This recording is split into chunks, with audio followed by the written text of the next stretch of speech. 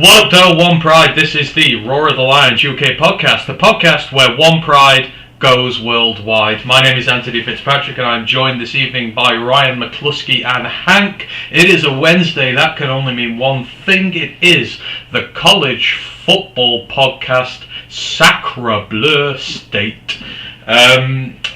College football season is the regular season done and dusted. Now we are about to head into bowl season. People are declaring for the draft. People are pulling out of bowl games. The senior bowl squads are getting decided.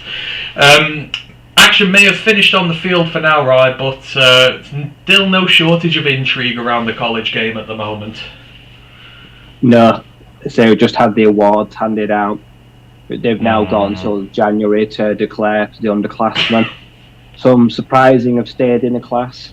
Some are not declaring for the draft, so we're going to find out a lot of people's intentions between now and I think the deadline is the 10th of January, I think. If you don't declare before then, you're going to have to return to college. Portal, too many people entering, not enough jobs. And then the head coach firings and hiring seem to have slowed down now, like I say, with bowl games, but that'll definitely, once the bowl games are out of the way, you'll see another spurt of that again. Oh yeah, absolutely. There is a lot going on. It's so hard to keep up with a lot of this stuff that's going on at this moment in time, but that's why we're here, to try and keep you up to date on all these bits. So on the slate today, we will be looking at, or with Ryan anyhow, he will be going through the FCS quarterfinals, possible game of the year contender in there, some absolute doozies. We're going to go through the latest news. Coaches still coming, coaches still going. We've got all the awards we're going to chat about as well. And then we're going to take a little look at the season in general, like a little bit of a review to wrap a nice little bow on the season, look through the conferences, maybe make some comments about some of the teams in there, anything we've picked up on. And then we're going to finish with our bowl predictions. So last year, me and Ryan did our first of what will be an annual tradition of doing the bowl predictions. It's impossible to predict because all these players are pulling out whatever, but it's good fun. So we're going to go through the bowl games, have a prediction, maybe have a little bit of a chat about them. Before we do crack on with it all though, just got to go through all the opening notes and everything. So, Roar of the Lions UK Discord, if you want in on that, let us know. We will send you a link. It is a lot of fun at this moment in time. The main Roar of the Lions UK podcast for the Detroit Lions, that is back tomorrow evening on the Thursday. We are talking New York Jets, and we have a couple of Jets guests lined up, so that is going to be good fun there. Don't forget to like and sub YouTube, Twitch. YouTube, we've passed 700 on there now, so thank you ever so much. We're up to about 720 already, so we are making a big push for 1,000 before the draft, so we will keep our effort levels high in order to get there. And then don't forget, Lions Nation Unite, Herman Moore's Pet Project, Detroit Lions YouTube content creators, regular fans making content for the fans. You will find some very great channels as well as ourselves there, so please do go check it out. Right, let's have a look, see who's in the building today. Grandizer is in the building. He says, good day lads, watching Spider-Man 2 2004. I love that film, Spider-Man and Dr. Octopus. He says, there is the lovely Hank, all wrapped in his blanket.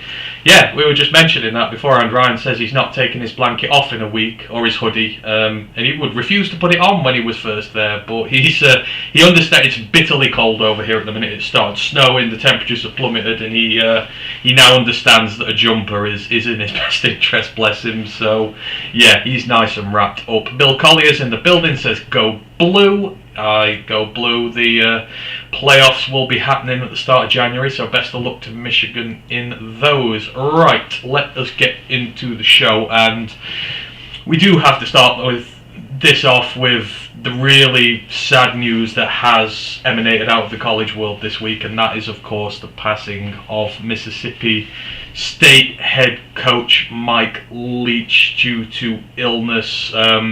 This thing sort of happened over a day, right? It was really quick, but Mike Leach has been an integral part of the college football game for years now. He is highly respected amongst just about everybody in the game, and this is a really huge loss for the college football world. So close to Christmas as well, just absolutely terrible. Yeah, he was. Some people call him like the father of like modern like air raid football. He's got like those disciples in the likes of Dana Holgerson, say Sonny Dykes, helped Lincoln Riley, guys like that who were up and coming coaches or who wanted to learn this almost niche brand of offense that he created. It started with offensive schemes, and then people have gone to take it on elsewhere. Oklahoma, Houston, teams like that, SMU, they've adopted those branches over the years, and he was very well respected out in the community, and he also had a personality. People liked him because he could be fun, he could be silly, but he could also be sarky, could be a smart ass, and people have got many stories to tell about him. And like I say, sudden loss. Like I say, it seems that he's had a heart malfunction or an issue. Like I say, he's become ill rapidly, and it's just sadly declined in just a matter of days. And really sad for his family, the program. Will Rogers as well. Like I say, Will Rogers thinks him as like a second dad. Mississippi State QB. He's been there like all 4 years. Like I say, he has become one of the most prolific SEC quarterbacks of all time. And Mike Leach was a big part of that. Like I say, he passed. I think he set the record for the most ever completions for an SEC QB. That was a Mike Leach offense. It played to his standards, and yeah, he brought a lot to the game, and it's very sad. I don't know where the program goes from here. Like I say, it's going to be difficult in finding a replacement or even wanting to. So yeah, a really sad loss. And I've seen a lot of NFL players have come out as well and said like they've had the interactions with him, told stories, and yeah, he had a big effect on a very large community.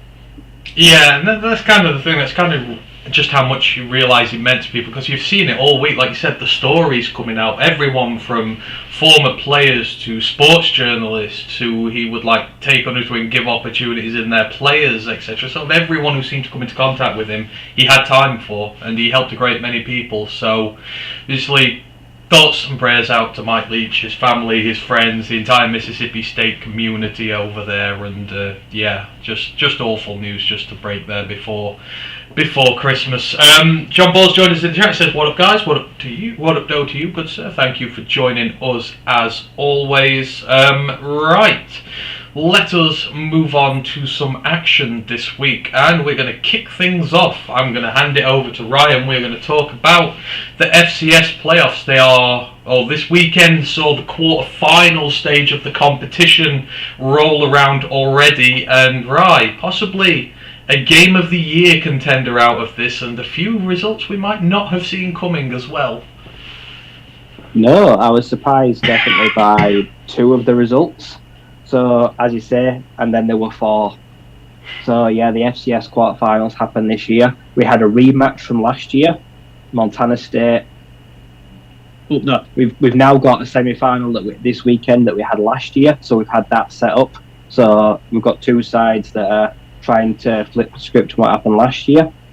We've got seeds 1, 3, and 4 survived. The second seed, who I seem to jinx teams this year. I was talking about them as a potential favourite, and they lost in spectacular fashion. So the first game, South Dakota State Jackrabbits, #1 team in the nation throughout the year, took down the Holy Cross Crusaders, the 8th seed, 42-21, very comfortably. This ends Holy Cross's best ever season, finished with a record of 13-1, just a step too far for them to upset the biggest team in the nation. And they have set up a rematch of last year's semi-final. They will face the Montana State Bobcats, who didn't just beat number 5 William & Mary, put an absolute arse whipping on them. William & Mary scored 54 points in the Breeders' round before that, but no, Montana State hammered them 55-7. I thought that would have been a proper ding-dong back and forth. The Tribe have had one of the best offences all year, but no, completely shut down. The two-system quarterback with Tommy Miller and his other guy that Montana State run just decimated them on the ground and through the air. And Montana State won last year, 31-17 in the semi-final.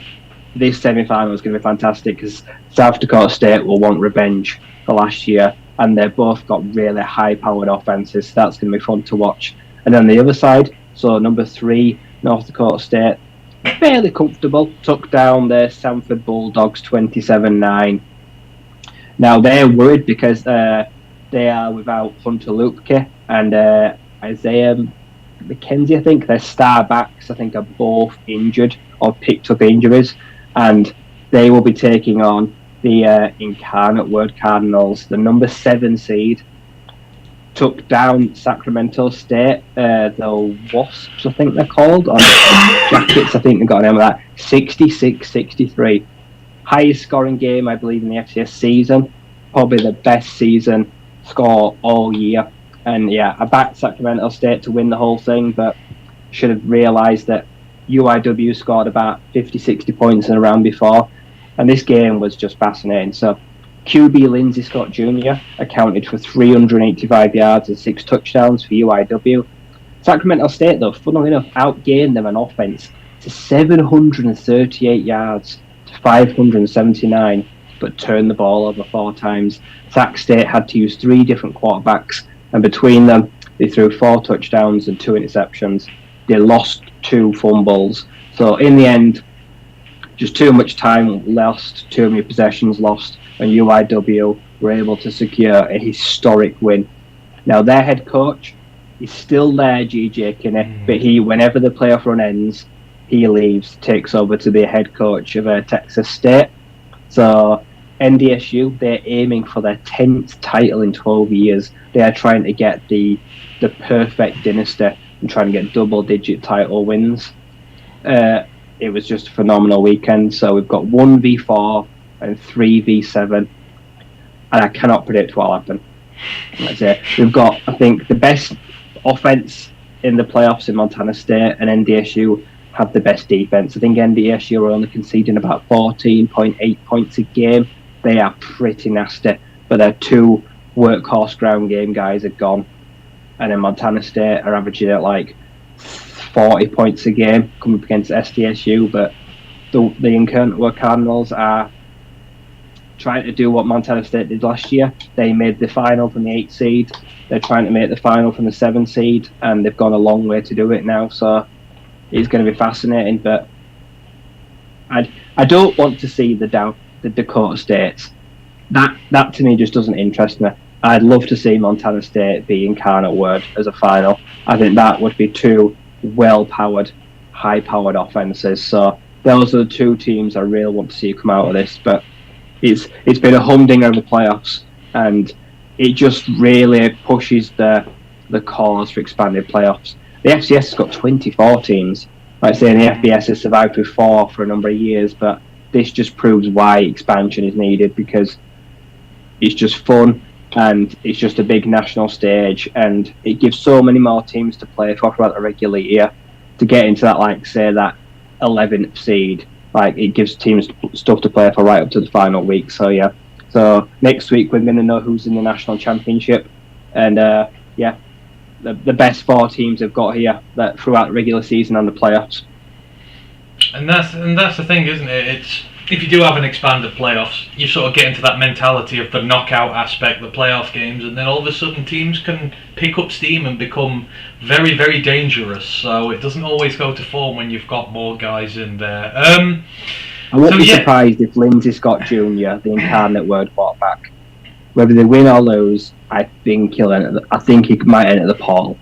He's had the guy's had about 2 games with like nearly 800 yards of offense and like 12 touchdowns alone on the playoffs. Just him alone, he has been outstanding, and he's followed in the footsteps of Cameron Ward fantastically. So I could see him potentially jumping up to the FBS next level, especially when the head coach leaves too.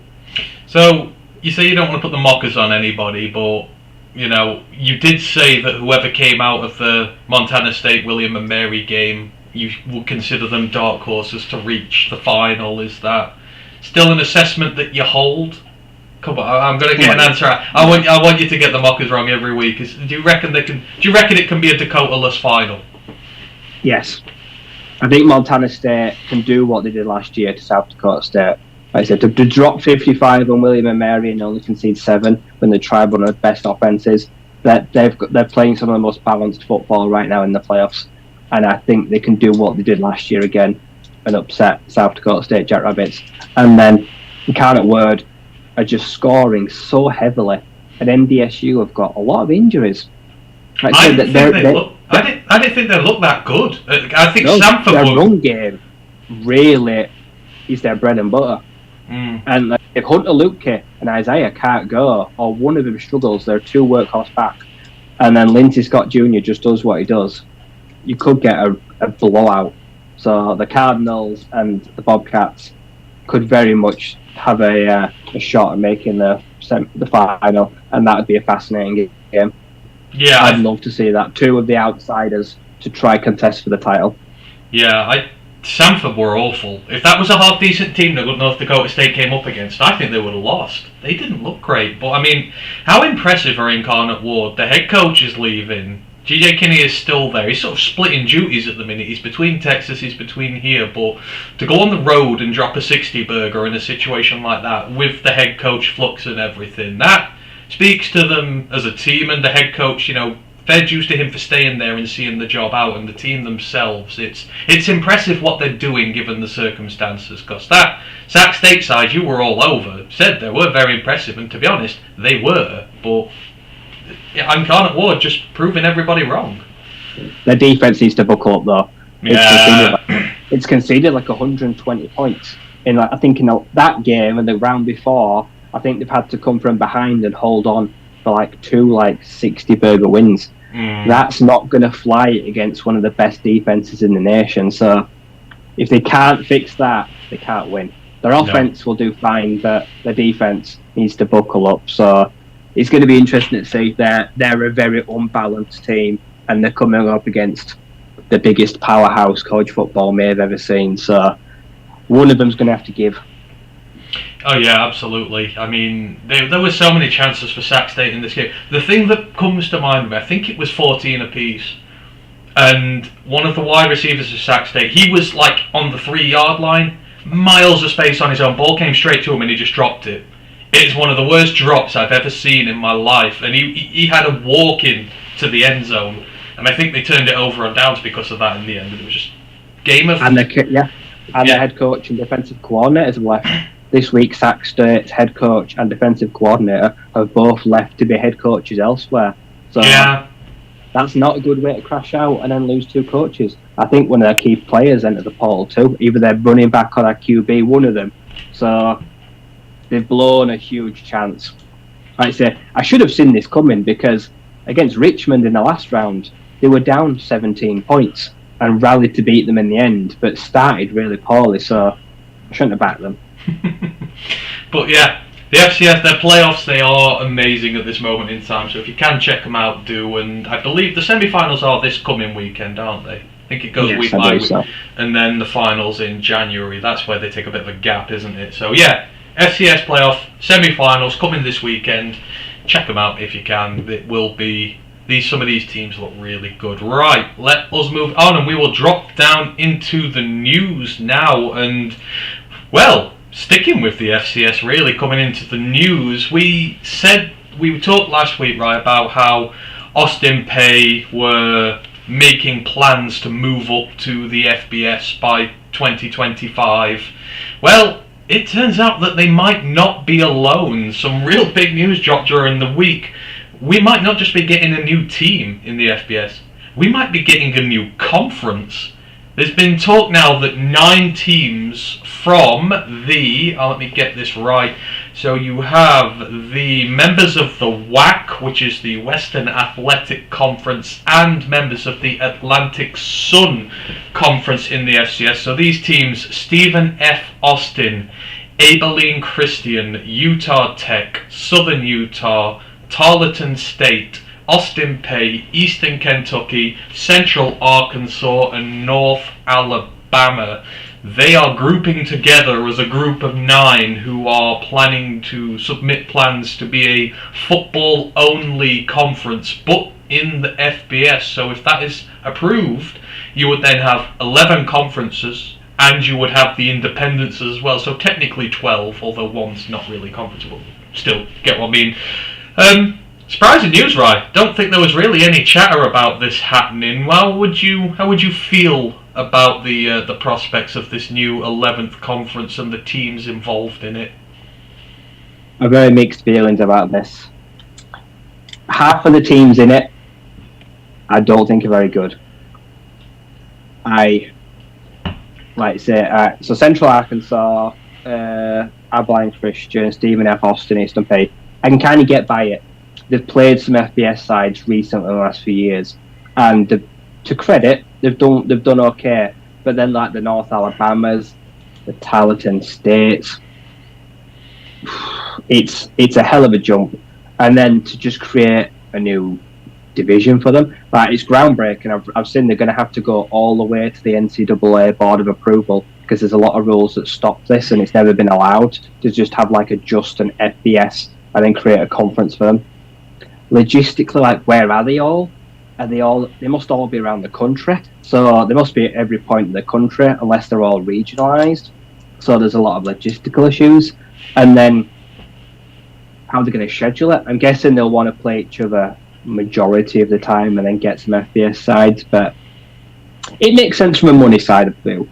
Like I say, if they're able to find a channel that wants to broadcast it, what they're going to call it, a championship game. So I can see from that side why it would be appealing. Like I say, they can try win their own championship. I'm guessing, I know most of them have not had much success at the SBS level. I don't really remember any of them really having deep runs in the playoffs recently or making them in the last few years and going deep. So should you be allowed to just skip that altogether and then go to the FBS? Just go flat out and just say, look, we're going to dump what the conference we're in. We're going to leave them high and dry, see if they can find replacements, and then break away. Is it kind of like the European Super League of football? I suppose kind of. It's got to be money-based and money-driven because they want better revenue. So, like you say, I don't think it's going to be approved, if I'm honest. I think there's a lot of red tape and a lot of things that they need to go through. It's going to have to pass multiple votes. I'll be surprised if it happens, but if it does, be interesting to see what it's called, how they do their schedules. It's certainly going to be interesting. I don't think they want it to become a growing trend, though. Teams that just want to bail on an FCS division and just start their own FBS Super League. It is a weird one, isn't it? I kind of feel like the end result of this is going to be that it is denied, but several of these teams will come and fill spots anyhow. So like you say, there are some teams there. Eastern Kentucky, I think they were the ones who took down Bowling Green this year on the road. So, they've had some success there. And there are spots to fill. CUSA is undermanned, although it's getting more this year. I think the Sun Belt's losing guys. The Americans losing loads. Not many are going to jump. I suppose it makes sense to just make a division, doesn't it? Yeah. Because currently you're running out of places. Right now, there just aren't enough places anyway for them. You can't just keep making current divisions bigger because then you water it down. Yeah. And it's harder to make a championship game. So at some point, existing teams are going to have to leave what they're in and join a new one. Or everyone coming up can't pick where they want to go and they join a new one. But then, like say, regional, you can't have them flying all over the country, can you? So it's very complicated. I mean, what have you got? You've got Utah, Kentucky, Arkansas, Alabama. Tarleton State, I know they're in Texas. Tarleton, Texas. Texas teams, Utah, it seems like a Coosa type alignment. Coosa are kind of in that sort of alignment as well. So, who knows? Maybe something to challenge them. John agrees with you. It's all about the money. I guess if they can find one. You mentioned an interesting question there, and I'll throw this out to the chat, Twitch, YouTube. What would you name a new FBS conference? What would be your name for it? Is my question there. If you've got any suggestions, put them in. But I mean, you got any ideas, Ryan? What would you name a new conference if you could? I don't know because you can't even think about it as the show. Think about it as the show goes on. If out comes to you, let us know. If you've got any suggestions for a new FBS conference, let's do it. John also said in the chat, I don't like the fact the top four in the playoffs have to wait 5 weeks, teams get sloppy. Yeah, I don't get why the FCS playoffs happen right after their season ends. I don't get why the FBS ones wait so long. So, and a bridge... Get healthy, I suppose, but yeah, teams teams just practice. Yeah. So you do get sloppy. Yeah, and you're kind of losing players because players are transferring all the time. So, Eric Hall just left Michigan today. I know he's injured, not playing, but still, you can have guys that will just get up and leave. So, a bigger playoffs should sort of stop that from happening, keep everyone fresh and keep everyone playing. Yeah, they'll have to start a lot sooner. The play, like I said, if we get to an 8 or 12 team playoff, you probably won't have any break. You'll have like maximum 2 weeks from the championship, I reckon. You'll get a week off and then a week to travel and get healthy. So that'll put a lot more pressure on that. We'll really see who can handle the quick turnaround then as well. Yeah, anyone exactly. can wait a month and get fully fit. Yeah, exactly. You kind of look at Jackson Smith and Jigba, like you say. He could have played the game. He's basically come out. He just don't want to. No, I'd be miles over. This is where you're starting. When the season's over, you starting to hear about like character issues and stuff. Now you've heard it with JSN. Is he ducking a game just to try and keep his stock up? The latest one is Jalen Carter. I've no idea what's going on there at the minute, but people seem to be trying to trash his name with character concern issues at the minute. I don't know how legit they are, but I don't believe it. I would say no either. No, Michael Parsons and that, we heard the rumors of the bullying and the hazing, but I didn't heard anyone say it. Like I say, he's supposed to be a gentle giant. Exactly. Unless behind closed doors he's in a big bully or he's got problems, but I've never heard anyone say a bad word about the kid. No, I would be more than willing to give him the benefit of the doubt right now. It doesn't seem to be many problems. It doesn't seem to have been a culture problem at Georgia. Georgia in general, a lot of big egos and a lot of big personalities there, and none of the rest of them have had any issues that we know of. Eric Gilbert was an issue. They shipped him out. He entered the portal. Yeah. They don't. And as well, in this day's NFL, teams just don't care. Utagros Nassos, Micah Parsons, George Pickens and Sam Williams. All four of them were told to have big issues. All of them have said that they have problems, bullying, they've got in trouble, bad suspensions. All were drafted. They've all got chips on the shoulder. They can be arrogant. And like I say, they're all making plays at the next level. Like, teams are a lot more willing to overlook now problems off the field. If you produce on it, they'll just try and manage your attitude. Oh, yeah. I mean, when you were listing there, I was about to say every player drafted by the Dallas Cowboys, because he kind of feels... Yeah. Lawrence, guys like that, Randy Gregory. Yeah. That's it. All these players in recent years, they've had bad reputations, and teams don't care because they deliver on the field. Yeah. Oh, we've had some suggestions for the new conference that we like to dream big. That would be funny. Ken Stouder says... The CFC College Football Conference. I mean, I could get behind that because my football team has the CFC chance, so I could do with that. But he says maybe it's a bit too close to KFC. I mean, branded conferences could be hella entertaining. It's like the bowl games; they just make you laugh. Some of the brandings and that for them. So yeah, keep your new conference names coming in if you've got any. So yeah, potential new FBS conference. We will keep an eye on that for sure. Oh dear, we've got to talk about it. So we went through the awards last week, the final shortlists for some of the bigger ones, most of the top threes, but we also did the Heisman as well. And in your words, Caleb Williams is the only one who can't win the Heisman because he's not in the playoffs. And I don't get why the Heisman is awarded before the playoffs is over, because that should be able to influence what goes on. But Caleb Williams is your Heisman winner for 2022, and Lincoln Riley now has this fantastic streak where he has 3 Heisman winners that he has coached, and he still doesn't have a single win in the college football playoffs. Quite an achievement there for old Lincoln, but thoughts on Caleb Williams getting the Heisman? For the regular season, yes, he deserves it. He was phenomenal. He is a supreme dual threat athlete, and right now penciled in as that current number 1 draft pick in 2024. Like I said, teams will be clamouring to get him, and Lincoln Riley needs the QBs. QBs don't need Lincoln Riley. Kyler didn't need him. Baker didn't need him. Caleb Williams don't need him. Like I say, they give him all this plaudits he's won 3 Heisman, 3 QBs. Lincoln hasn't done shit. He adopted this team. Caleb Williams was already there, wasn't he? Like, He came with him. Did he come with him? But yeah. Well, I think he was already committed. So I don't see really what Lincoln Riley's done. Like I say, the offensive coordinator's given him a good scheme. Brought in Jordan Addison, which helped. But yeah, so I'd say that's fair. But I do agree that the Heisman should be the last award of the season, and it's got to be after the national championship. Because how does Max Duggan win the Heisman if you award it for the playoffs? How does a Max Duggan type of player win it if you can't include the playoffs? If TCU now go win the playoffs and get to the national championship, and then he plays really well and they lose, how can you not give it Heisman? him? Yeah. Caleb Williams. Sorry, go on. But he just won it, and he won. Well, we'll talk about it. He's won an award. So obviously, he's one of the best QBs in the nation. He could have won the Heisman. So the Heisman top 10, I think Drake May came 10th. I know Corum came like 8th and 9th. Yeah, Hooker I think was 9th.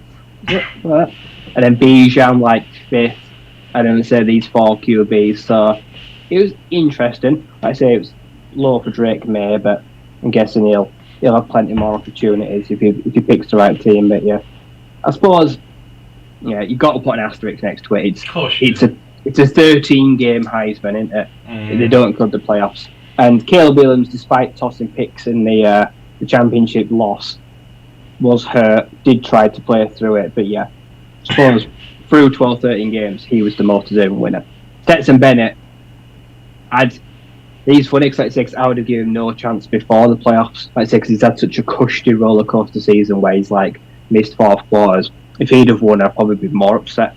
But now he could just go wreck the playoffs and be like everyone, never going to give me the Heisman anyway. So, but I mean, Bryce won it last year and then obviously choked in the playoff finals. Whether that would have affected it or not, I don't know. He had a great season nonetheless, but still, if Max Duggan leads TCU to a win over Michigan now, however unlikely it might be, how can he not be the overall player of the season? How can he not? That's surely what a Heisman represents. A feat that has not been seen before or is incredibly high bar to achieve. You should wait. I mean, it's crazy. I just don't get it. And, because it's part of the season. I know the ones not in the playoffs don't really have a chance, but surely then that's all part of the Heisman thing. You kind of want to be at the elite level of the game, get in there. So I suppose in the NFL though, they hand out awards before. Yeah, I don't agree with it in the NFL either. I think you've got to wait till the season's over. We do it here with soccer. We wait till the season's done, till everything is taken into account, because, like I say, a playoff win affects Max Duggan more than it does a Bryce Young or a CJ Stroud. That suddenly, people then have to start saying, well, actually, maybe we do have to give it him, because that's a pretty damn big deal for him and his team. So, but yeah, Caleb wins it. No knocking Caleb Williams. He's had a great season. Enjoy your win there. But I just think, for me, overall, you've got to wait a little bit more. John Ball goes, I agree, after all the bowl games, because most of these guys are in one. Well, I guess the bowl games can influence it as well. He goes, but what if McCarthy outplays him, then what? I mean, yeah, that kind of the thing you got to get, but, Williams ain't there, full stop. Again, it's like Ohio State getting to the playoffs by not doing anything. It seems an unfair reward for not doing anything. It also kind of seems unfair that, Max Duggan gets penalised for playing. So, I don't know. It's a fine line, but you've got to wait until the season's done. So, but I can see why they did it. So well done, Caleb Williams, anyhow. In terms of the other awards, I didn't list them down, so I went back into... Oh, no. So I know Sonny Dykes won Coach of the Year. So I think that is justified. Completely and utterly justified. I've got took over a team that Gary Patterson had for nearly 20 years and didn't even get close to he barely got a sniff at Big 12 titles. And then, like I say, Sonny Dykes comes in and takes them straight to a game and an undefeated year. And I remember a lot of TCU fans upset when when Patterson left, sorry. And it's kind of like, well, could have had this a little bit earlier maybe without him. I know they got robbed in, what was it, 2016, 15. They got voted out of the playoffs despite winning, so he could have had his moment as well. But all it takes is 1 year. They've given the committee no excuse to boot them out of it. So fair play to them there. That must sting SMU fans. Yeah. Really upset them. The Iron Skillet is the rivalry between SMU and TCU. Comes in, gets them to championship game, and wins Coach of the Year after losing the Mustangs. That's going to upset them. That is going to sting a lot. Now this is going to be interesting because I think this is one we both agreed shouldn't happen. The Jim Thorpe Award for Best DB in the nation goes to TCU's Travius Hodges Tomlinson. He was up against Devon Witherspoon and Clark Phillips. And THT has won it. I mean, again, in a bad TCU defense, he himself individually has had a pretty good season, but I didn't feel it matched up to Witherspoon or to Phillips. But at the end of the day, they've all had high-class seasons. What do you reckon about THT winning DB award? Don't like it. I think Clark Phillips should have won. Clark Phillips was a key addition on defense and won his title game. He was a constant threat all year, and they play the same position basically. They're also the same size. They've got the same attributes that essentially were holding back at the pros. So they're very similar, but Phillips took chances more game-changing turnovers. I don't think he's made passes defended, but I think if I had to pick one who was more instrumental in their team getting to a championship game, I'd gone with Clark Phillips. Like I say, Devon Witherspoon obviously don't get turnovers, but he's more of just a shutdown, more completion, catch rate, stronger man corner, so different. Who had a great year, but I think, Utah excelled most of the year, and their defense was really good, and he was a leader. He was the front runner for that, so I feel like he probably should have won. I just feel like Utah are a heavily disrespected team. It's like no one still talks about. They've won 2 Pac-12s in a row, and no one kind of holds them in any regard whatsoever. People still just rave on about USC. 12. I'd love to see Utah in a better division. Yeah. Just give them, I think, like Utah to the Big 12, and let just throw them in and let them have a go. I think they'll hold their own. Oh, I think they'd win it. Really. I mean, I think with the team they've got at the minute, considering the best, I think Utah would give TCU a game, and TCU are the standard. Oh, well, no, Kansas State are the standard at the minute. I think they beat Kansas State.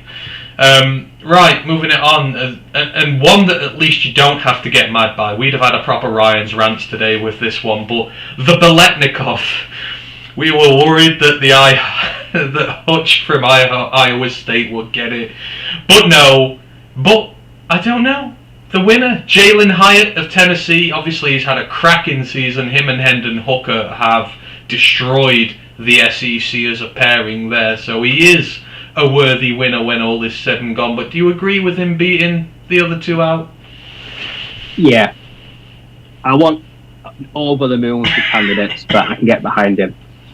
They were the best team in the nation in passing yards per game. They've broken overall, They've broken 8 records on offense this season. Overall yards per game, yards per completion, plays of 20, 30, 40 yards. Him and Hooker basically slayed all those records. And Hooker went down with that cruel injury that stopped him winning any awards. So Hyatt kind of won it for him by proxy. So I can live with that. Yeah. He was one of the best take the roof off defense wide receivers in the nation, and declared today that he's going pro, skipping his bowl game. I think he could probably do pretty well in the draft after this year. Well, we've got a question about the bowl game and the skipping it, but I'll go through the awards first and then we'll chat about that. But thank you for the question, John. I will mention it in a minute. So, now this is the one that's got a lot of people riled up here. The John McKee... the John McKee Award. So this is handed to Outstanding Tight End. This went to Georgia's Brock Bowers. Now, we can agree, me and you, Brock Bowers is an absolute freak. He is going to be a top 5, maybe top 3 pick in a draft, depending on what the quarterback class is like. We've never seen anything like him, but a lot of people are upset that Michael Mayer didn't win it, the Notre Dame tight end. Now, well, statistically, he's outdone him this year, Bowers, I don't know. I feel like he brings more to an offense in terms of the blocking, the physicality he brings with it. Michael Mayer is a fantastic tight end and will be a round 1 pick this year, but I don't know. Even though stats-wise he outdid him, I feel like this is the right call. I just think Bowers is something different. But where do you land on this side? Do you think Bowers should have won it, or should it have been Mayer? It's hard because Michael Mayer is the most pro-ready tight end. Now, that has its good and its drawbacks. For me, he's incredibly slow. Like I say, he's a good possession receiver, he's strong, he can block, he can run routes. But can he run like a 4-5, 4-6? Can he take snaps at running back and score 50-yard touchdowns? Can he take over defenses? Can he throw a touchdown? Probably not. I bet Brock Bowers could. Brock Bowers can get receiving touchdowns, he can get rushing touchdowns. I reckon Brock Bowers could be a good special teams returner. The kid is a freaky athlete, and Brock Bowers, when it matters as well, has big games. Like you say, when he's called upon. But then on the plus side, Brock Bowers also has Darnell Washington, who also makes his job a lot easier because there isn't anyone as freaky that you don't know the team has got a 6'8" complimentary guy, so that helps. But then you've also got to look at Dalton Kincaid, who before he got hurt with Utah had a phenomenal year, and I love for the draft. I think the Lions really might look at him. I hope they do.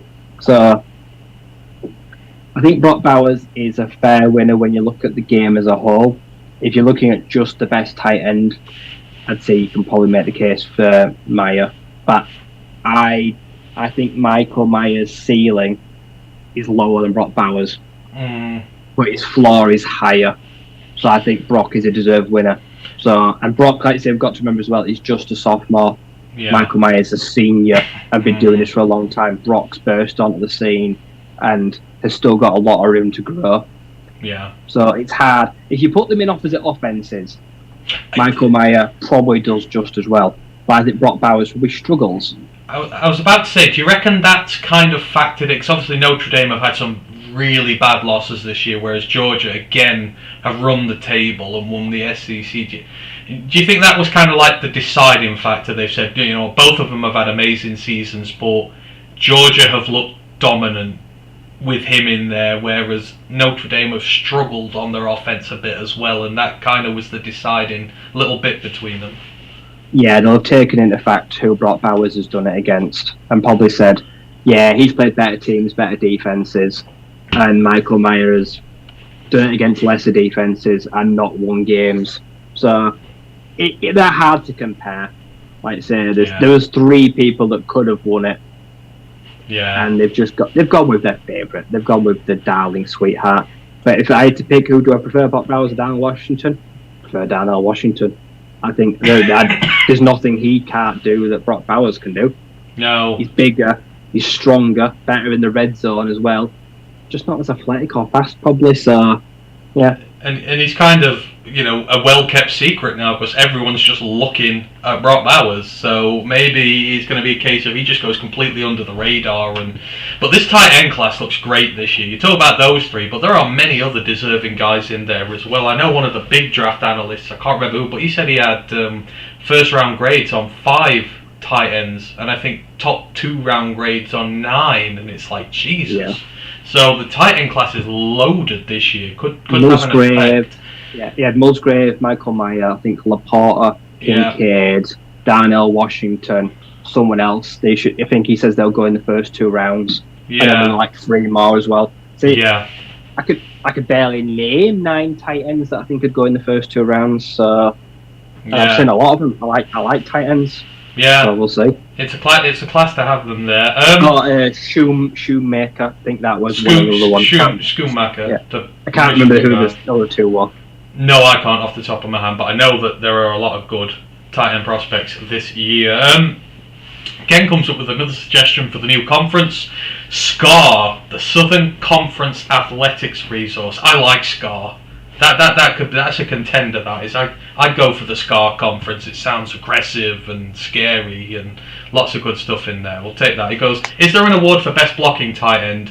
No, there isn't. I don't think. I don't think there is, but it would be interesting if there was something along those lines. John Ball goes, I might gamble on Hooker if he's available 4th round, already NFL ready in case Goss goes down.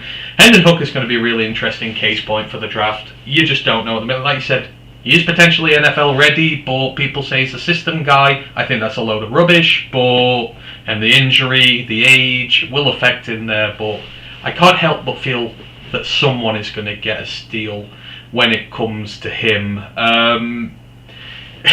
John Ball goes, Michael Mayers, imagining all the hockey masks in stands. It is close to Michael Myers, isn't it? So, Ken goes, who do you think will be the best tight end for the Lions around 5th or 6th round picks? Ooh, late round tight ends. That might be something I have to come back to. Anyone come to you right away? Sort of day 3 tight ends this year?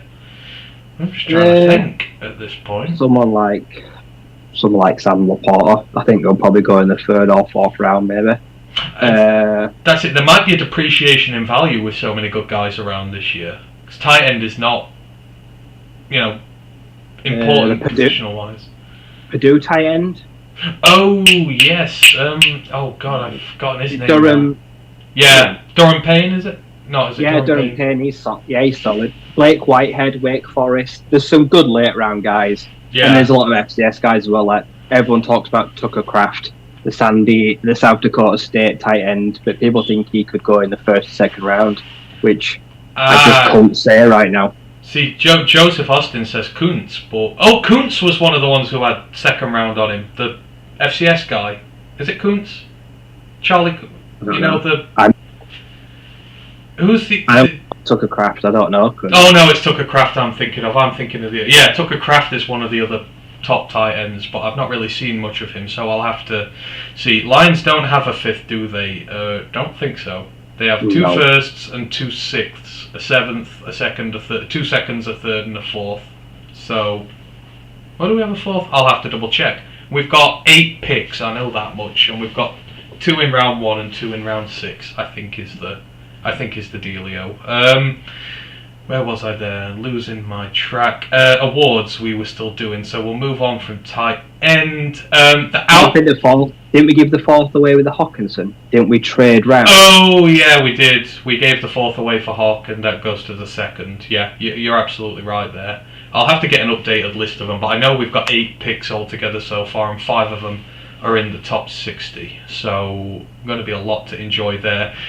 The Outland Trophy, so that is most outstanding interior lineman. That is coming home to Michigan with Olusegun Oluwatimi, and I think that's justified. That he has had a monster season with Michigan since coming over from Colorado. That Michigan offensive line, well, it got Blake Corum nearly to a Heisman, and it's kept JJ McCarthy pretty safe in the pocket. He's been a roadblock, and I think that's probably one of the most deserving awards this season.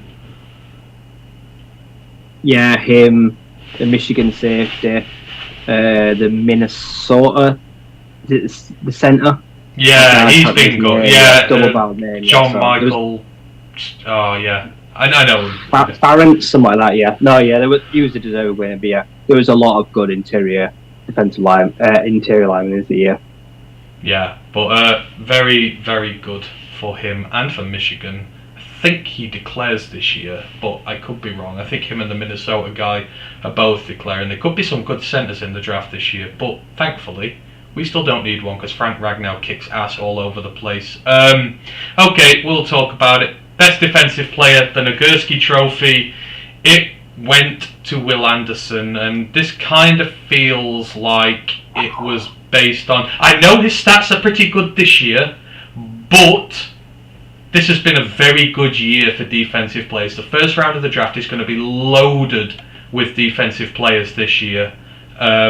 And it just doesn't feel like he was the one to win this year, despite having a really good season. No, his year was good, but wasn't great. By his own standards, it was a shadow of what he did last year.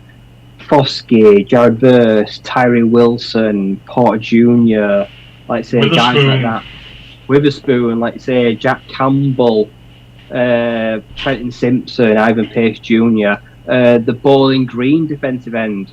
like say that I think I'm the most sacks in the nation. Like say, can make a case for so many guys, but bias and long memories got Anderson Jr. award this year. He was not the best defensive player of the year this year. He was last year, and he was snubbed in the Heisman. But yeah, this award cannot be based purely off of this year. No. It does feel like, yeah, I agree. It wasn't. I don't think he should have won it this year, but I mean, he's come into the draft this season, and yeah, he's going to be very highly sought after. So the Billsworth Trophy, that is for most outstanding player who began as a walk-on. That obviously went to Stetson Bennett. I don't think there was really a great deal of competition for him this year. He has been by far and away one of the best. I think he wins that award every year. I feel like he does. Well, how often is a walk-on going to win 2 natties as a quarterback? It doesn't feel like it happens very often. So we'll move it on to the running backs one. I get this wrong because Ash corrected me last week, but the Duke, I call it the Duke. I'm going to call it Duke Walker now. It's going to be Duke. But Bijan Robinson wins this, but I think this was the one where I said I would be happy with any 3 of them winning it, because it was Chase Brown, Illinois, who led the rushing yards charts pretty much all season, and then Blake Corum, who had a near Heisman campaign as well. I think, but Bijan is going to be a high round 1 pick, and he is potentially Barry 2.0. There's just something about him that kind of elevates him above everybody else. Yeah, he just does it all. And for a couple of years now, injuries have held him back as well. We've never seen him just, 12, 13 games where he just don't pick up a niggle. Something's always been slowing him down. And in the end, that's where Texas have always fallen apart as well, because he has missed time. So, yeah, it's hard, like I say, because we've not always seen the production and the appearances, but we know that supremely talented. And he's the only running back who's got a first-round grade on currently. But, yeah, it's hard. Yeah. Like I say, awards shouldn't be off, like, potential and star factor. There should be what you've done, of like your actual body of work, which I think you don't win, but I suppose you've got to say it's the star. Yeah, absolutely. I don't think I'd have complained about any of them winning it. They've all had tremendous years. Ken has got it for us. So he's got 2 picks in the first round, 2 in the second, 1 in the third, 1 in the fifth, 2 in the sixth is what I see. I thought it was something similar to that. So, yeah, some good picks coming up for the Lions this season. Where was I? I'm going back to awards. So, Oluwatimi again, the Michigan center, he won the Remington Trophy, which is for outstanding center. The Chuck Bednarik Award also went to Will Anderson for Defensive Player of the Year. He won a few dongs here.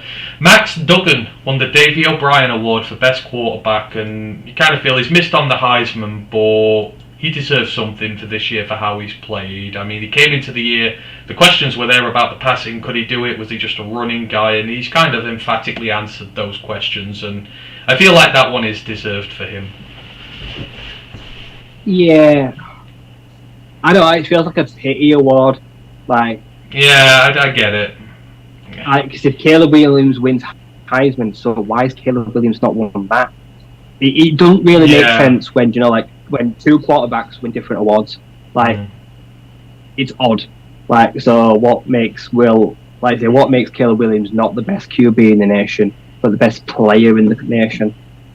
I do feel like they've just given that to Max because they're like, well, it's your last year, phenomenal year, made the playoffs, but we didn't give you any attention to Heisman, so we'll say you're the best QB. So it feels a bit, it just don't sit right, mate. I'm happy for him. Yeah. He deserves to win something, but even he must feel like, well, don't know why I've won it, or why was I? That's it. You could Heisman.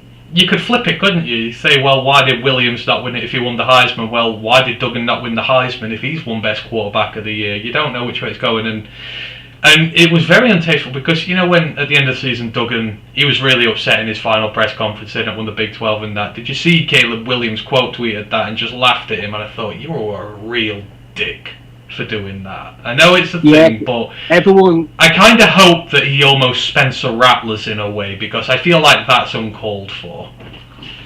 He said it was aimed at everyone laughing at him, and then people giving Max sympathy. But if that was the case, he should have just not quote tweeted at all, or said, "I feel for you." So I get why he's annoyed, because people say saw his fingernails, him crying, give him a lot of shit. Max got a lot of sympathy. Obviously, it rubbed him up the wrong way, but some things are just best left unsaid. Yeah, you can be annoyed, but you don't have to tell everyone, and you don't have to do it for Max either. So no, I don't know. It was silly. Yeah, and then the last of the awards we'll do, the Dick Butkus Award, best linebacker in the country. Was it ever only going to be Jack Campbell of Iowa? What an outstanding season for him. There could have been a few other guys in there, but thoroughly deserving. He's probably been the best linebacker in the Power 5, and maybe it's not even close, really. He's on an awful team, but in a good unit, has had a fantastic year, and this is fully earned. This is one of those positions where you can win on any team, because it don't matter how bad the guys are around you. If you're a good linebacker, like I'm Pace Jr., you will dominate.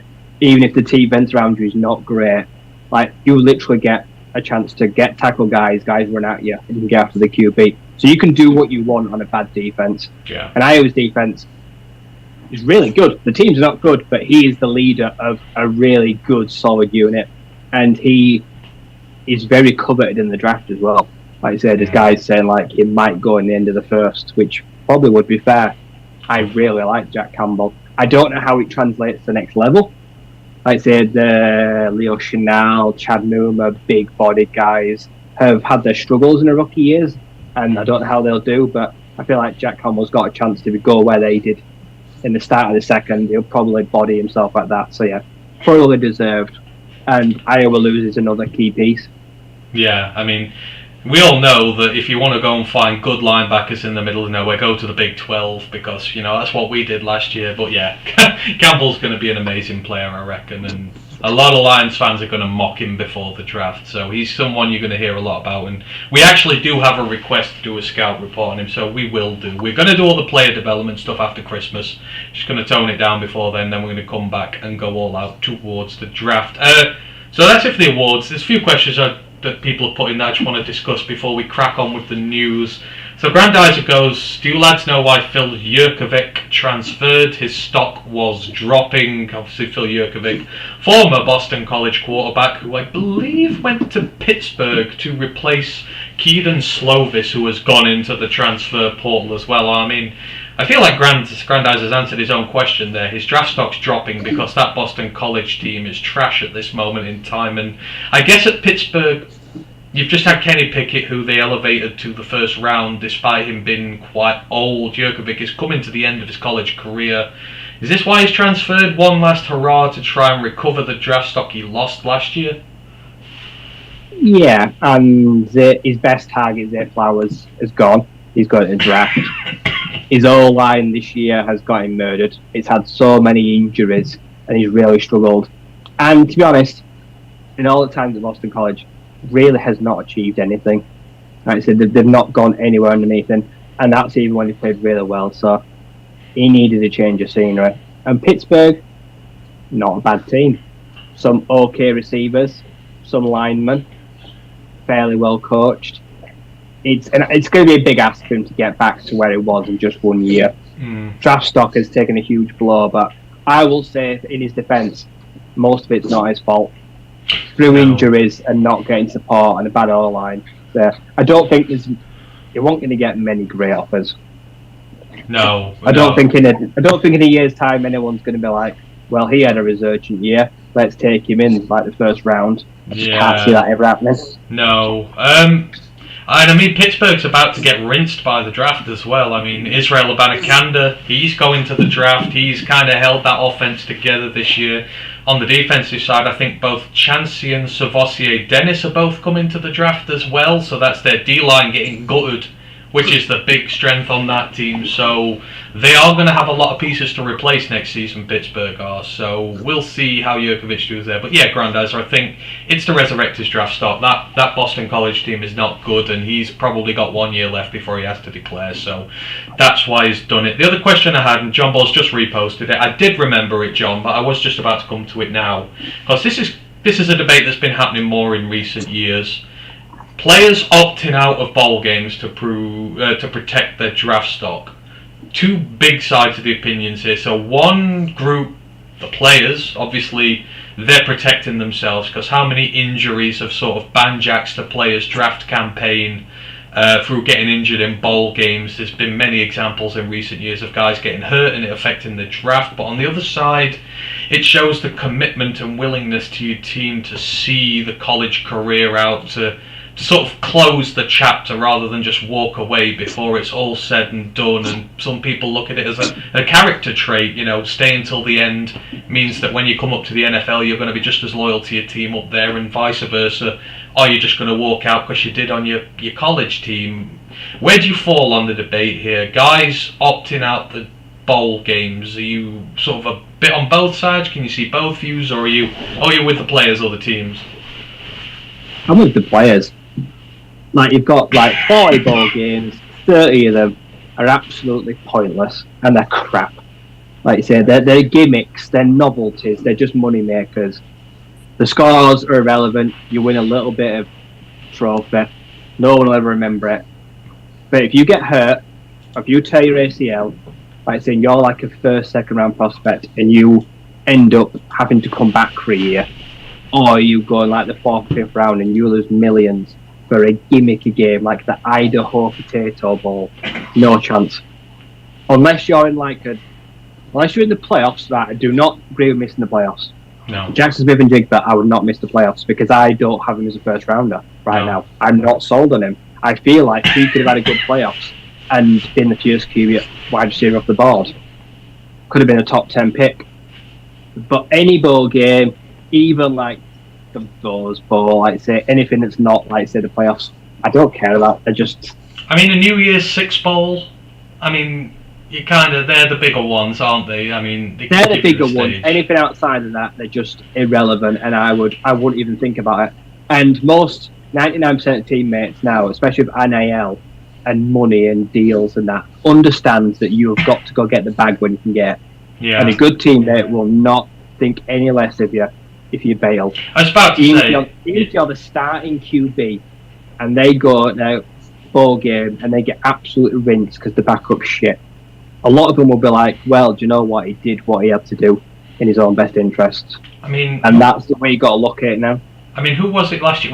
It was Corral who got injured last year, wasn't it, in bowl season? And then he couldn't practice during bowl season, and he dropped out the first round when he dropped far. So Corral potentially lost a lot of money because of that, and he's only a backup now, so his NFL career's up in the air. They might draft another quarterback. So I'm with you. If I don't think it does not present a red flag or a character concern for me personally if you miss a bowl game. If you miss the playoffs, that's different. Now against JSN, I think that there's injury concerns, and I now think there are personnel concerns. If you are going to walk out on your team when they're in the playoffs, then I think that is a character concern. But outside of that, I'm fine with it. If you want to miss your bowl game, miss your bowl game, but look after you. And, I'm guessing a lot of guys we have drafted will not have played in the bowl games. So exactly. I despise it. Your lifespan in the NFL is so short these days. Well, I mean, you cannot afford to miss your rookie year. No, I mean, Hutch and Williams, they both played in the playoffs. Williams got injured in the playoffs, obviously, but of course he went and did it. Williams, the kid literally just tore his ACL in the playoffs. Yeah. And missed most of his rookie year. And people were on about, let's not even play him this year. Yeah. I wouldn't want that on anybody. No. If he knew, if he woke up and someone like a crystal ball told him you're going to tear your ACL, but your team might win a championship, was like, do you know what, I'm not playing. It was like, I'm not even going to go. He would have never played that game if he'd known. It's just not worth it. No. But yeah, overall, I think we're both agreed here. It's not a character concern issue, so I think we're alright. I mean, if you do go to it, then fair play to you. Seeing it out to the bitter end, that is great, but I don't think it really gives much of an advantage if they don't. Grandizer and John both say thank you for taking questions. Hey, that's what we're here for. If you have questions, ask us. We'll answer them. We are a give and take pod. We will fit them in as we go along. And if we can't answer them today, we will answer them later down the line.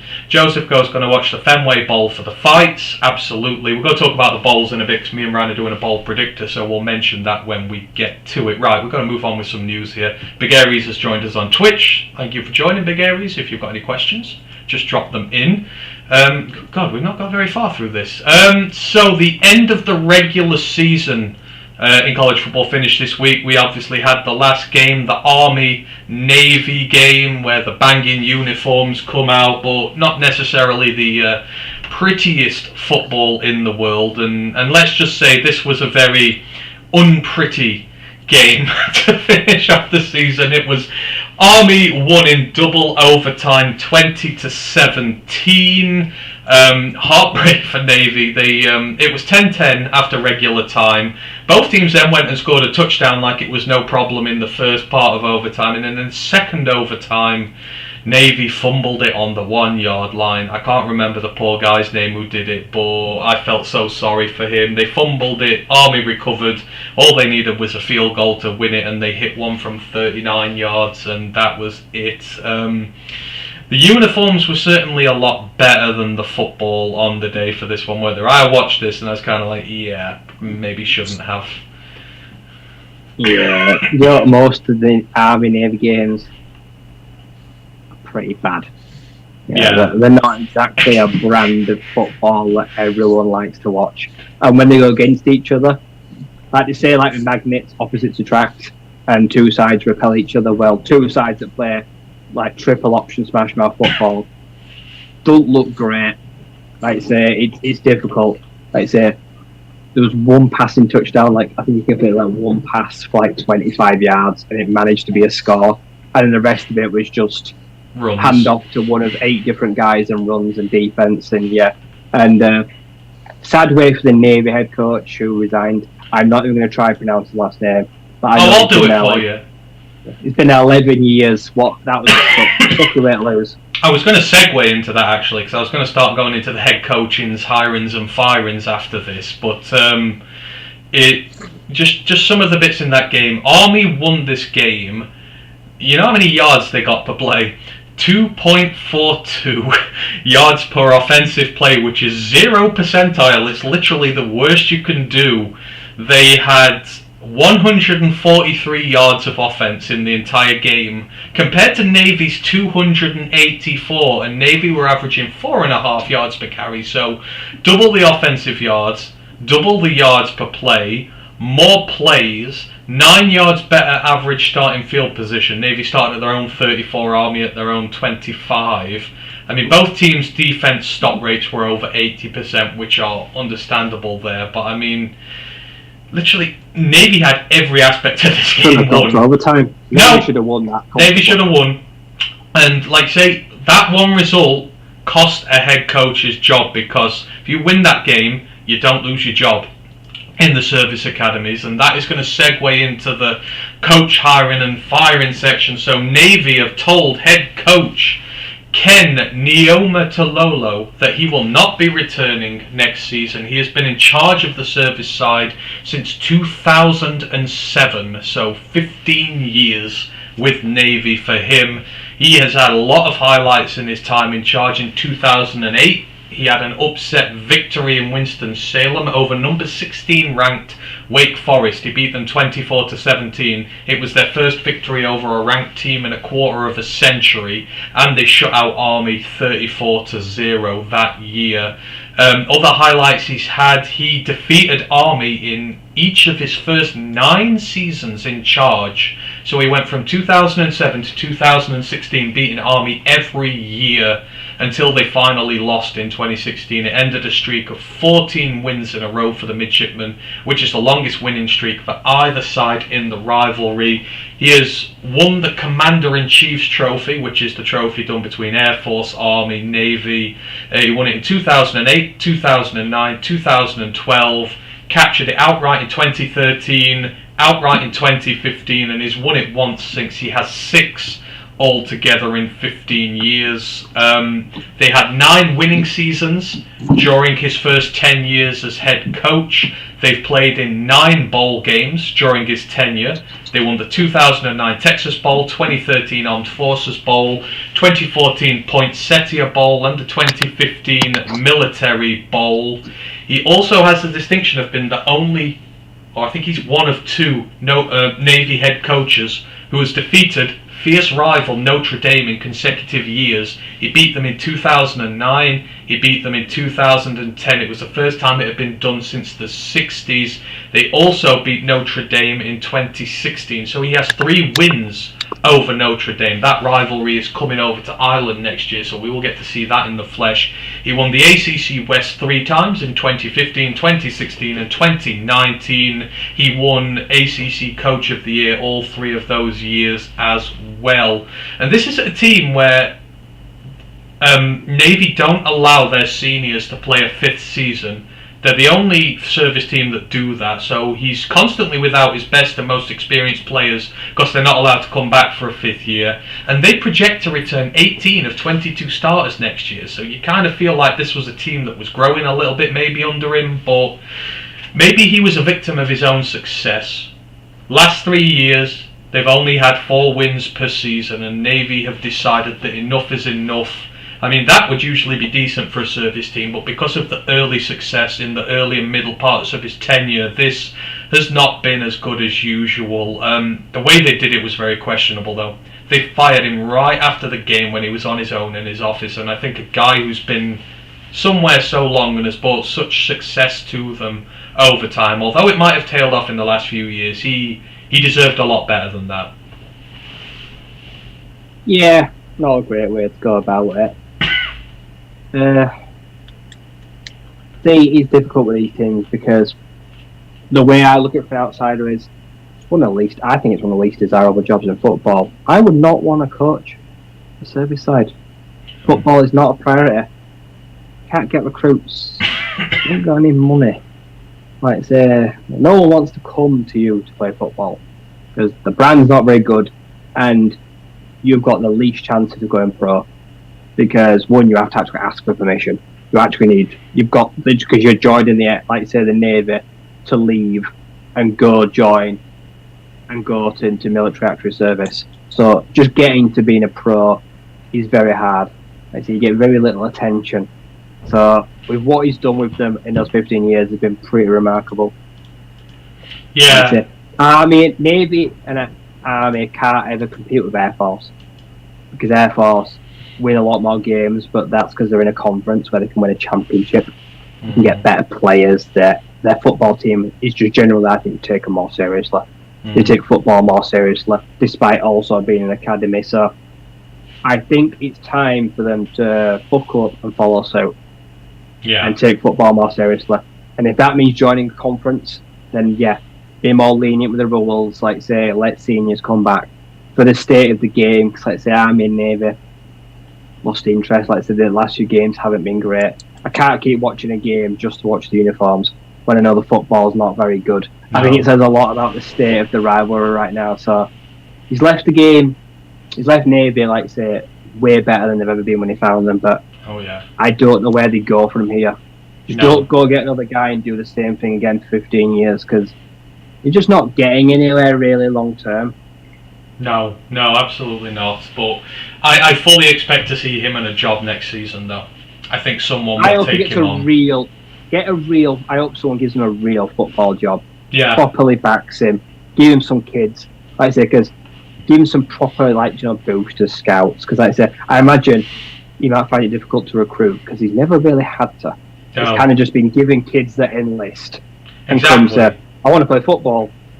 And to get 9 out of 10 winning seasons when you start with guys you can't even recruit, that's a high level. I mean, again, you look at how Army have been doing recently. How their head coach is still there, and he's had 4 wins this year. It just feels like he's done too well almost. But yeah, Ken Niumatalolo, he will have a job next year, I'm sure of it. John Ball goes, it was so boring the first half. It was that bad I began watching reruns of Gunsmoke. Yeah, I didn't finish the game.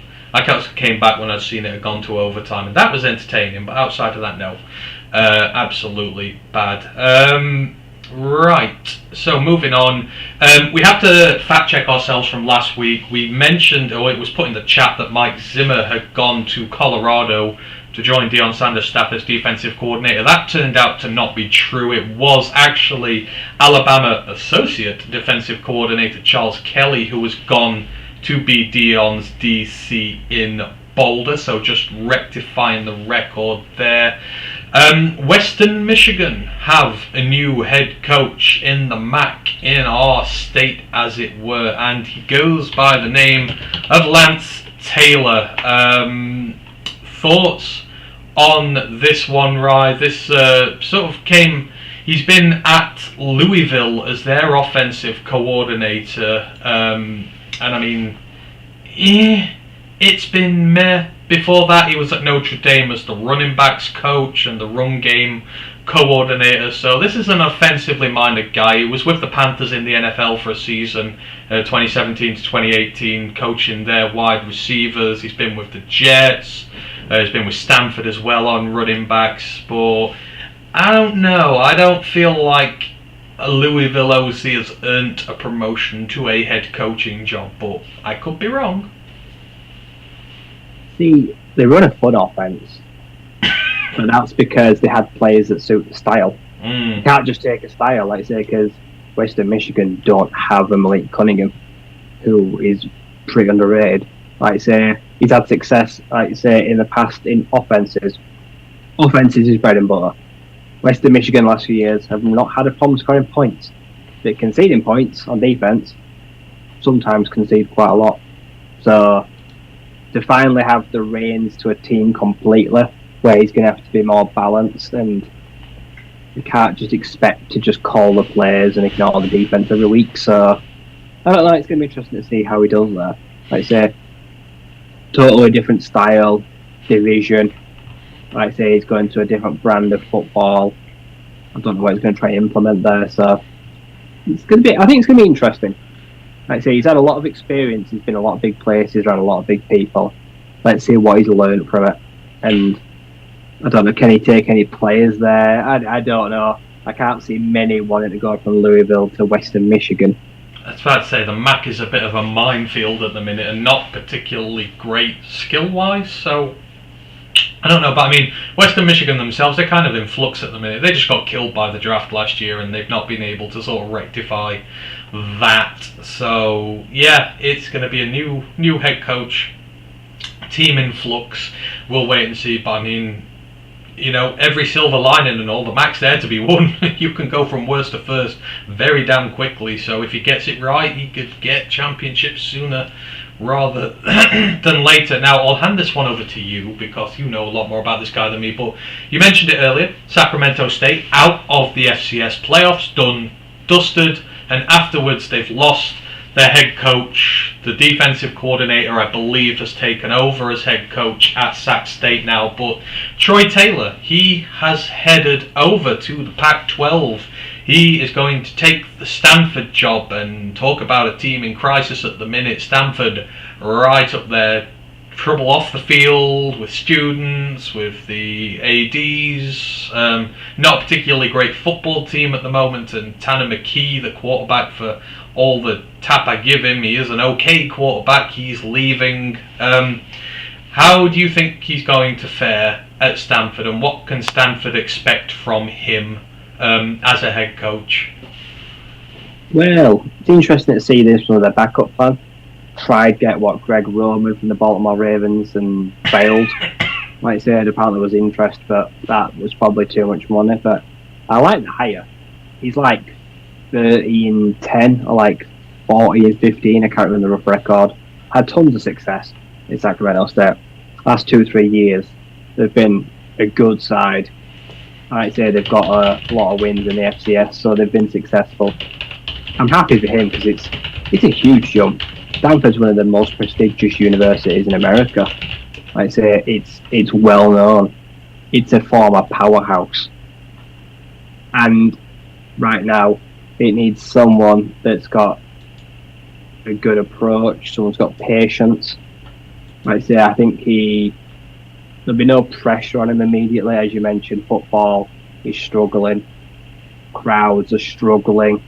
Like I say, right now it's a bit of a tense atmosphere, so I think he'll get the time he needs. I think there'll be some talented players that work there, but I feel like he's going to have to try keep some of the transfers from other Pac-12 sides, keep them in Stanford, try pick up a QB. It'll be interesting to see what happens with Sac State now out of the playoffs. If you can get any of the best players to follow him, they'd probably jump at the chance to come to Stanford. If you can get them, offer them a scholarship. So I think he'll try do some FCS recruiting, get some of the better guys there. But I'm not going to expect anything straight away, but I feel like long term it could be a good, sensible hire.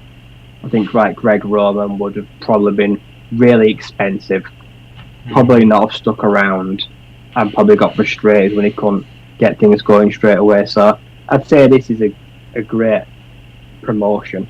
Well, yeah, that's it. You like to see the promotions, don't you, from the FCS, from teams who are doing well and look good. Because don't forget, this is a promotion to a Power 5 job, so it's a big step up for him. But again, like you say, a just reward for the job he's done at Sac State. So we'll watch that one intriguingly.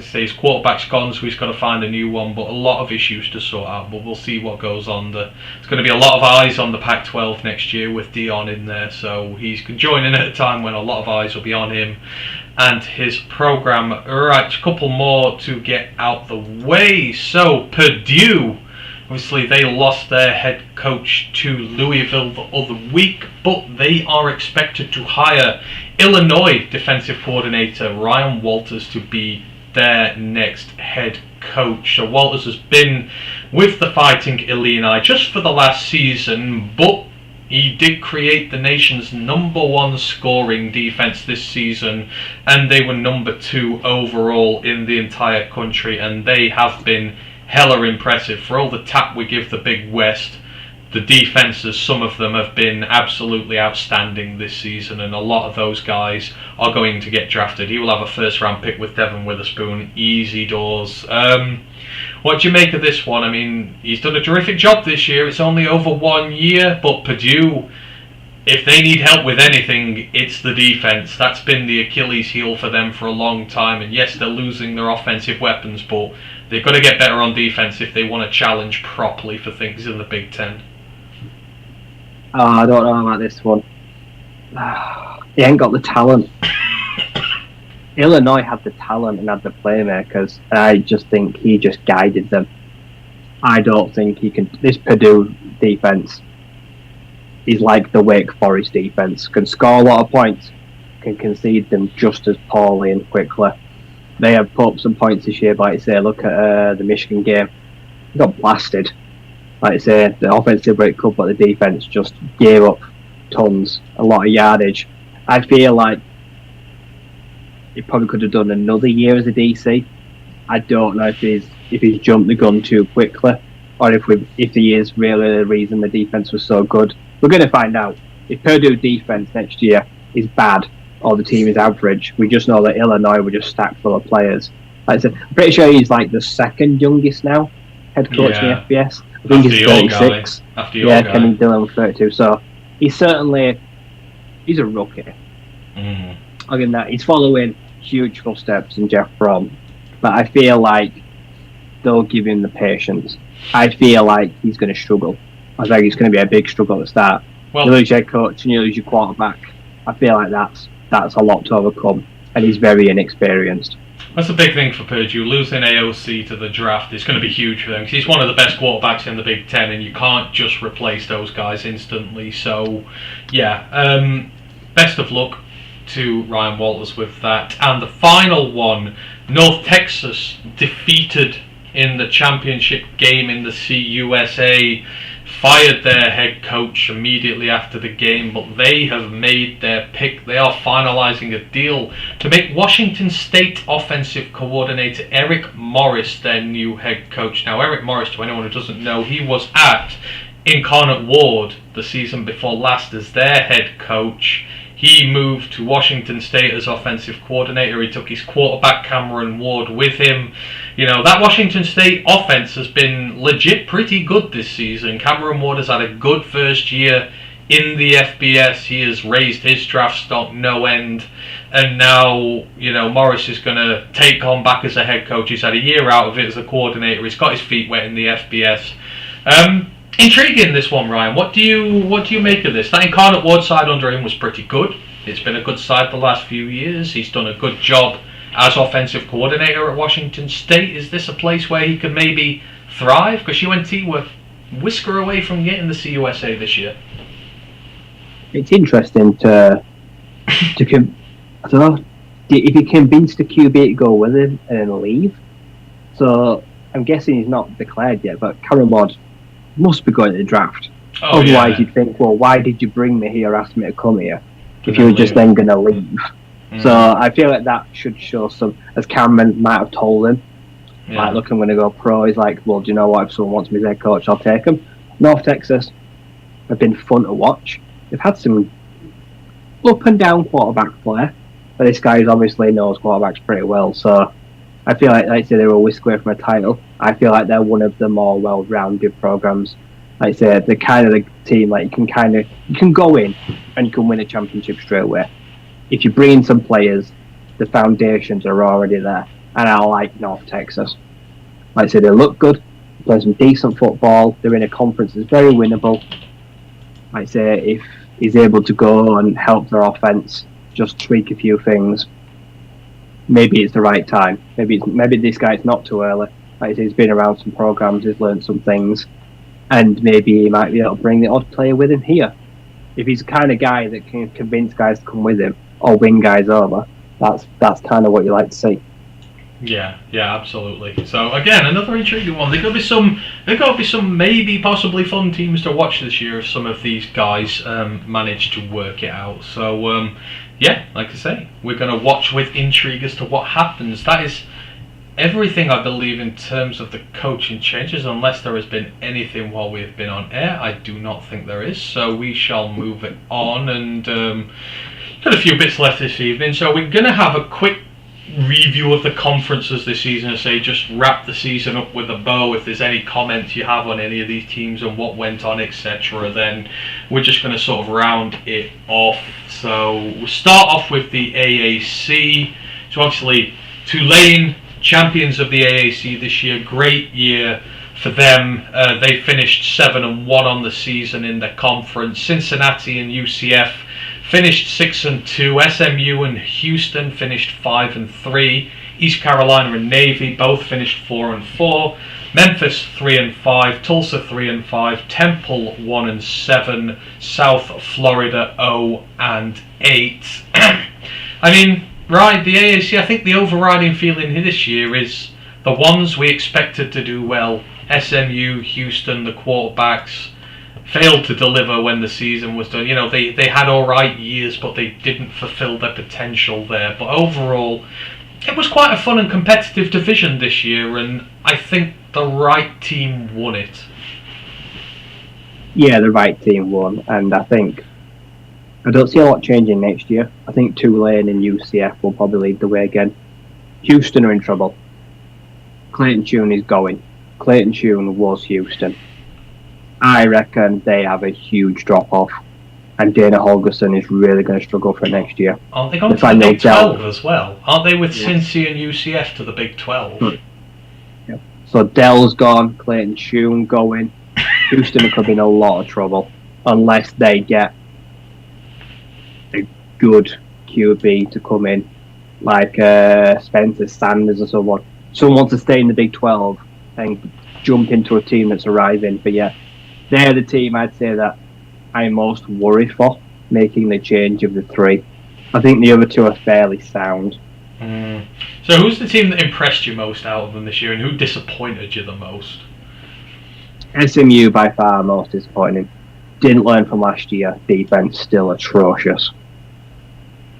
Offense, Rasheed Rice, like I said, Tanner Mordecai could still score good points against good teams, but defense was just bad.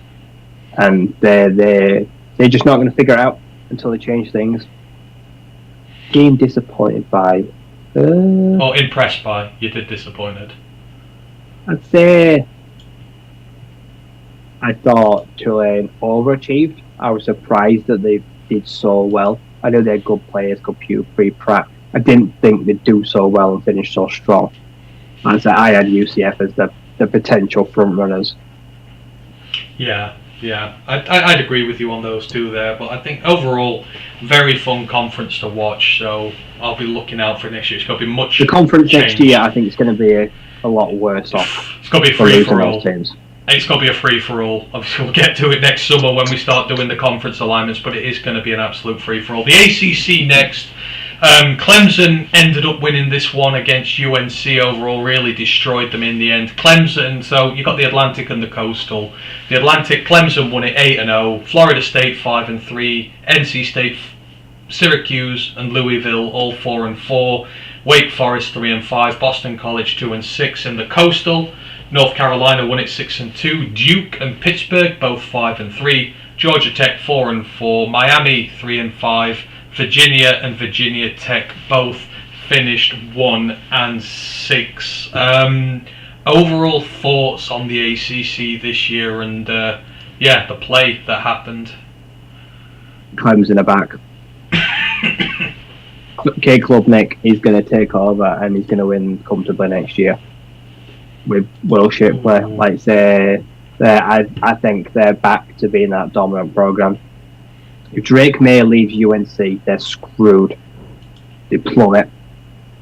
I said Josh Downs is gone. I just don't. Storm Duck has entered the portal, the best DB. They're not going to reload, I don't think. No. Like I said, Wake Forest, you know what you get. Up and down. Sam Hartman was up and down. NC State were great. Were good until lost Evan Leary. And then kind of just like took a nosedive off a cliff. Which I think a lot of these ACC teams next year are going to be bad because they're losing key players. I think Clemson, the gap will just grow again. Yeah. It kind of got shorter this year and last year. It just grows again next year because half of them don't have a quarterback no more. No. There's so many QBs that left the ACC. I think this has got to be the conference that's had lost the most QB stars this year. Oh yeah. It's Hartman's gone. Brennan Armstrong's gone. Drake May's gonna go. Devin Leary's gone. Like DJ's gonna go. To come by. Yeah, DJ's gonna go. So Duke will be fine next year. Probably average again. They're just kind of where they are. They're not gonna make a miraculous jump, but wherever it sounds, yeah. No, I don't think much. Like I said, who's gonna win the other side of UNC next year is total free for all. But no one's touching Clemson on their side. Miami, I think it's bad. Yeah. I don't know what to do with Tyler Van Dyke. I just don't know where that program's going anymore. Yeah, they're rebuilding. Sure. If he's gonna remain, the kid's got to enter the portal. Yeah. He can't stay at Miami if he's not fair for the draft, surely. No, absolutely not. Go to one of the other teams in the ACC. He'll walk into them. Yeah. Oh God, yeah, absolutely. I think he'd walk into pretty much every team going. Sorry, I missed from Big Aries. He goes, nice hire by the Boilermakers. So he likes Purdue's hire. So we'll see. Again, the Illinois DC there. I'll do my... So the teams I were impressed by in the ACC this year, obviously Duke are up there. I think they had a fantastic season compared to what people thought they were going to do. So I was really happy with what they did. But outside of that, I wasn't really impressed with anybody about Clemson. I think this has been a season of disappointment here. Now, who the hell gets disappointment of the year here, right? Obviously, Brennan Armstrong and Virginia, a lot was expected of them, fell completely off a cliff. 1-6 in conference. You could argue Virginia Tech really underachieved 1-6 as well. Georgia Tech were bad. The Hurricanes were bad. Pittsburgh were bad despite having a record. Then Boston College and Yurkovich, you thought that was going to be a season for them. Maybe he got a lot of hype. Wake Forest have been bad. Louisville have been bad. I mean, who the hell do you go disappointment of the season to in the ACC? Tough one. I think it's genuinely been a bad conference this year. Yeah, I don't think any of them were expected to be good, and that's the bad thing.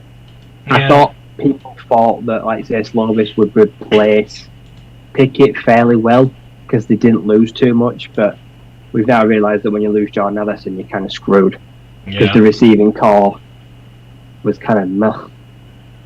Yeah, it was Israel, and that was it. Without his 18 touchdowns from running back, they would have been. Israel was quiet for the first few weeks as well. I didn't even know the kid's name, and then he broke out.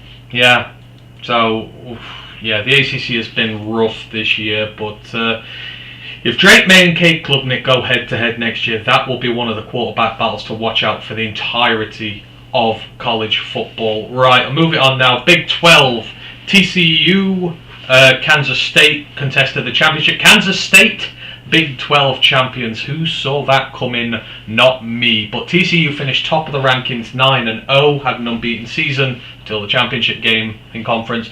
Kansas State was 7-2, Texas 6-3, Texas Tech 5-4, Oklahoma State and Baylor 4-5, Kansas, Oklahoma, West Virginia all 3-6.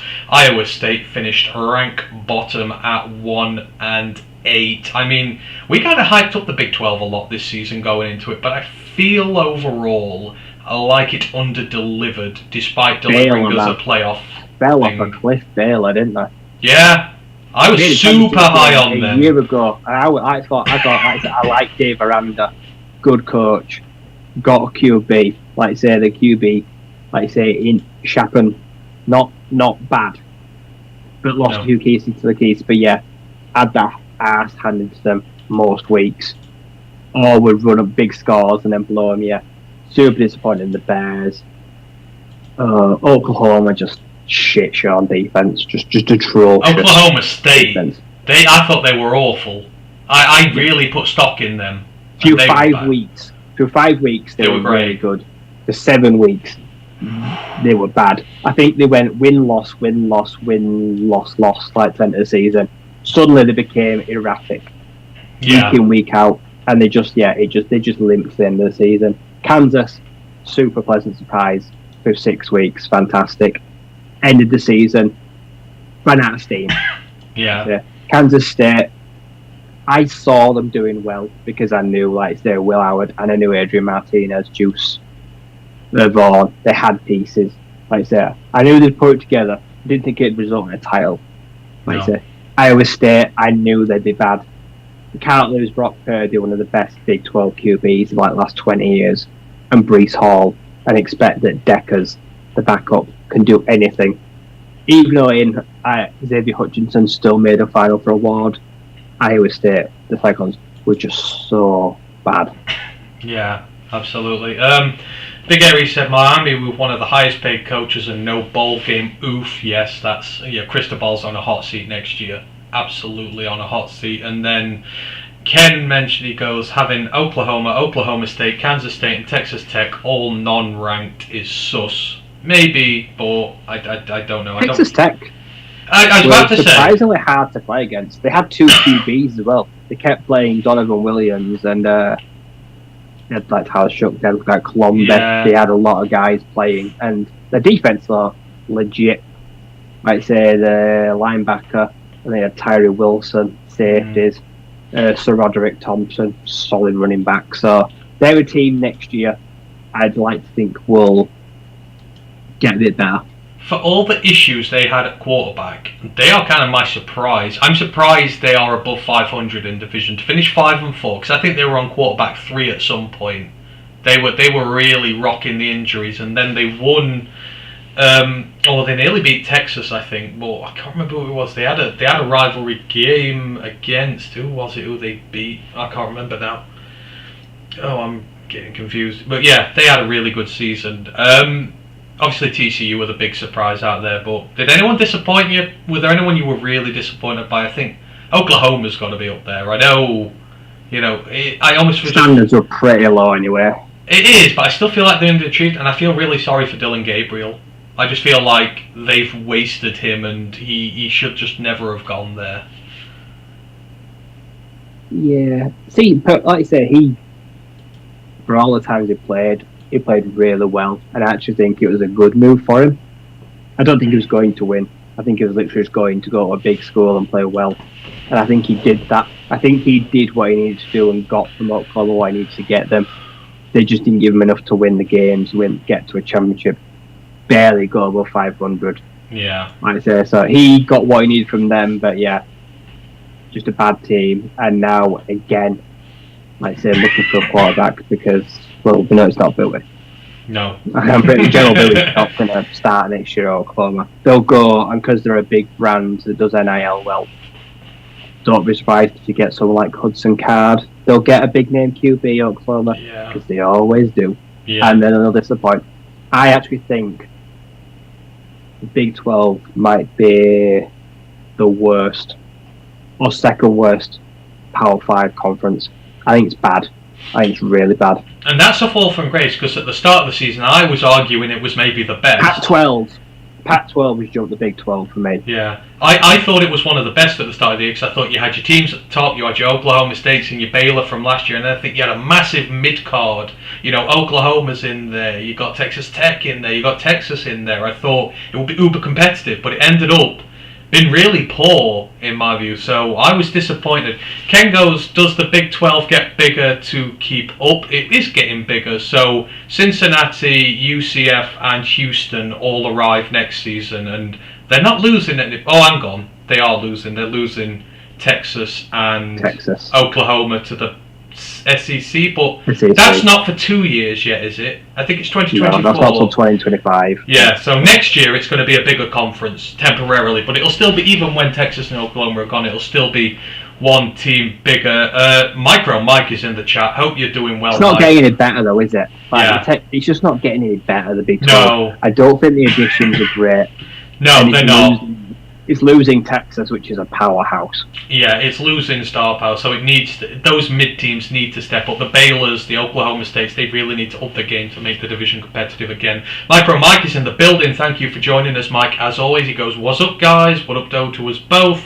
Hope you are." Let's put it this way: really TCU well. get absolutely destroyed. The chances of a Big 12 team making the playoffs in the near future drop dramatically. It will hurt. Absolutely. Right, let's crack on with these. Big Ten. Well, this is a tale. This is like Beauty and the Beast. It's two teams of beauty and the rest of beast. Michigan in the, so you got the Big Ten East. Michigan 9-0, Ohio State 8-1, Penn State 7-2, Maryland 4-5, Michigan 3-6, Indiana 2-7, Rutgers 1-8. I'm also only doing conference records for these breakdowns because the overall ones I'm not too fussed out. But in the West, 6-3 Purdue, but Michigan won the Big Ten overall. Minnesota and Illinois and Iowa all 5-4. Wisconsin 4-5. Nebraska 3-6. Northwestern 1-8. Well, I mean, shall we just go straight into disappointments here? Because I think nearly every team disappointed this year. This was just a two-team league again. But, I mean... Everyone after Penn State is bad. Penn State, actually, my surprising team. I did not think Sean Clifford...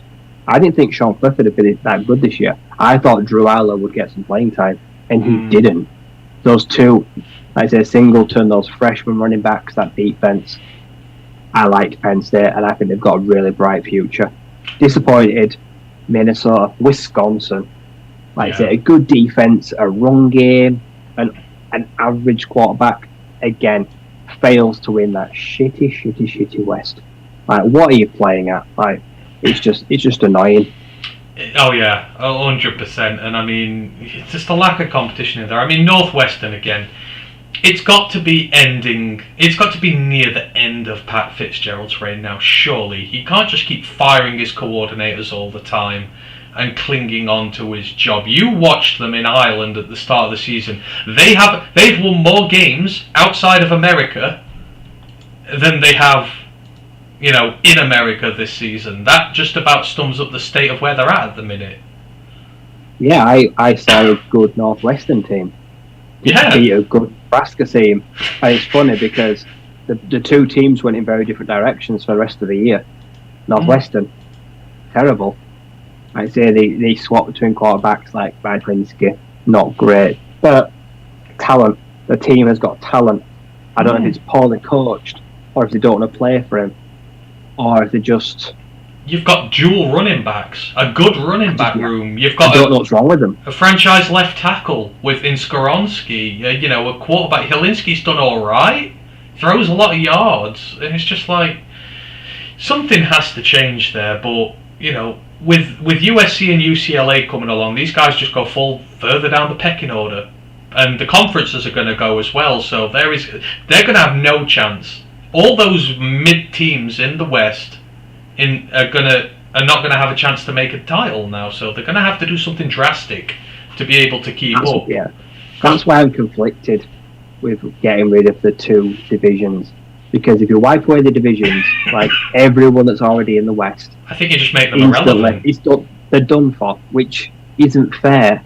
But at the same time, you should group them together and put it as win percentage, not conference record, so the best two teams play championship game. But do I want to see Michigan be Ohio State, like say 7 or 9 or 10 years? No, I don't really want to. But the best two teams have got to make the title game. I'd like to think Penn State can upset that. But if they don't, it's going to become very boring very quickly. But I also don't want to see Iowa and Purdue back-to-back swapping places and being terrible. If you're going to make the title game, at least be competitive. And so far, they've both failed to do that in the last 2 years. And there's something wrong with the Big Ten, and I just can't put my finger on it. I don't know how you fix it. No. I think if you change it, it gets worse. But if you leave it as it is, it's bad.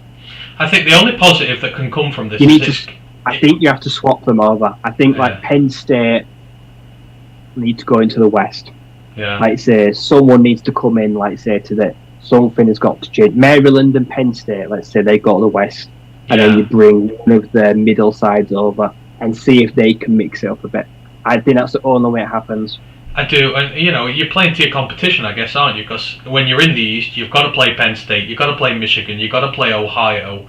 You saw kind of what it did for Michigan State last year. It sort of raised their game a little bit, so maybe it is. But I guess Michigan State, even send Michigan State over, but still schedule them. Still schedule them playing Michigan every year. I think you can fix it, but with everyone kind of saying, well, we're getting rid of conferences, so in future you'll have to.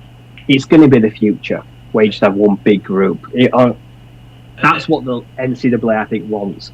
They're just trying to dig their heels in and stop it. The only silver lining, maybe, is that it will force the mediocrity out of teams. They will have to long-term plan to be good and not accept 6-4 and the odd conference title.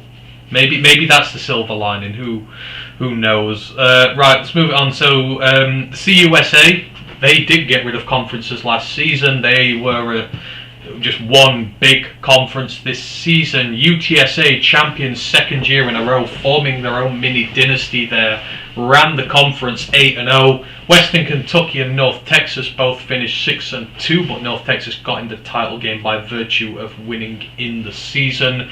Middle Tennessee, the University of Alabama, Birmingham, and Florida Atlantic all finished 4-4. Rice, UTEP 3-5, and then Florida International, Louisiana Tech, and Charlotte all finished 2-6. I mean, the CUSA, this was quite a fun conference this year. It has a dominant team in UTSA who's playing really well. Western Kentucky are fun. North Texas are fun.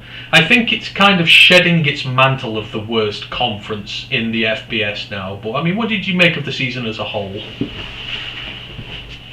A runaway leader, and then like a pack trying to cling on to the coattails. No one got close to UTSA. The title game showed that. Like I say, Western Kentucky tried last year, and their brand of football almost got them there. But Zach left, and that brand of football kind of watered down a little bit, and they struggled. North Texas, good in conference, but when it came up against the big boy, offered very little. One of the best QBs in the nation actually had like the worst game of the season when it mattered most. Very disappointing. Yeah, but I agree the standard is alright throughout. I think that is the kind of one that could throw in a few good teams. Will get a lot better. Yeah. I feel like the best FCS side, like say if they can step in there, hopefully, like say that'll get better and it'll get a bit more respect. I feel like it's not a real well respected division right now, but if Liberty are coming, it could get there. It could be better. Yeah, you got Liberty and Sam Houston State arriving next year, so may up it a bit. Obviously, biggest disappointments this year, Charlotte finished 2-6. I had a lot of hopes for Will Healy and Charlotte, and they just completely undelivered for the season. Ken Stouder, just to go quickly back to the Big Ten, goes, the West needs more weight. Yes, it does, and then they need to separate Michigan and Ohio again. Probably needs to be done.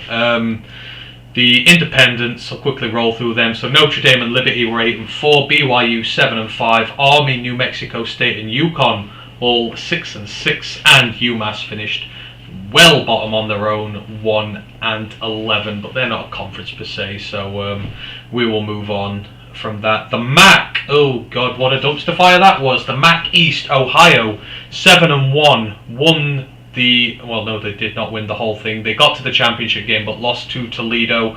Buffalo and Bowling Green 5-3. Miami, Ohio and Kent State 4-4. The Akron Zips, it was mentioned in the chat, great name, finished bottom of the East 1-7. In the West, Eastern Michigan and Toledo both finished 5-3. Eastern lost to Toledo though, so they didn't get the championship game. Western Michigan 4-4. Ball State 3-5. Central Michigan 3-5.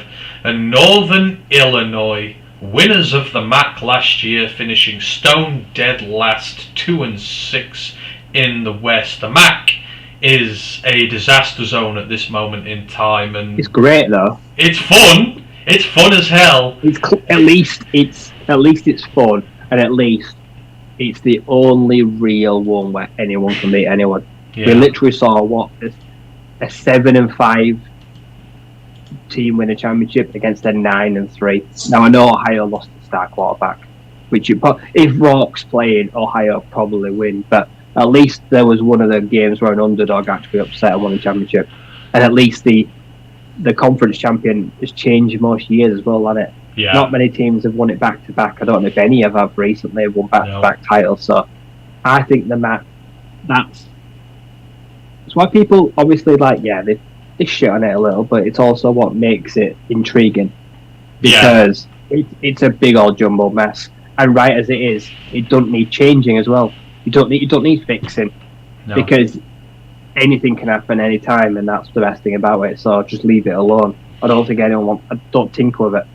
No, 100%. It is bad, but it's competitively bad, so it makes for a lot of fun games, and actually did quite well when it came to the big watch on them this season. Ken Stouder goes, Eastern Michigan did have a good year for them, hope they keep growing. I cannot say it enough, Chris Crichton has done one hell of a job at Eastern Michigan. It is a place you are not expected to win games, and he consistently gets them to bowl games. So yes, Eastern Michigan, great.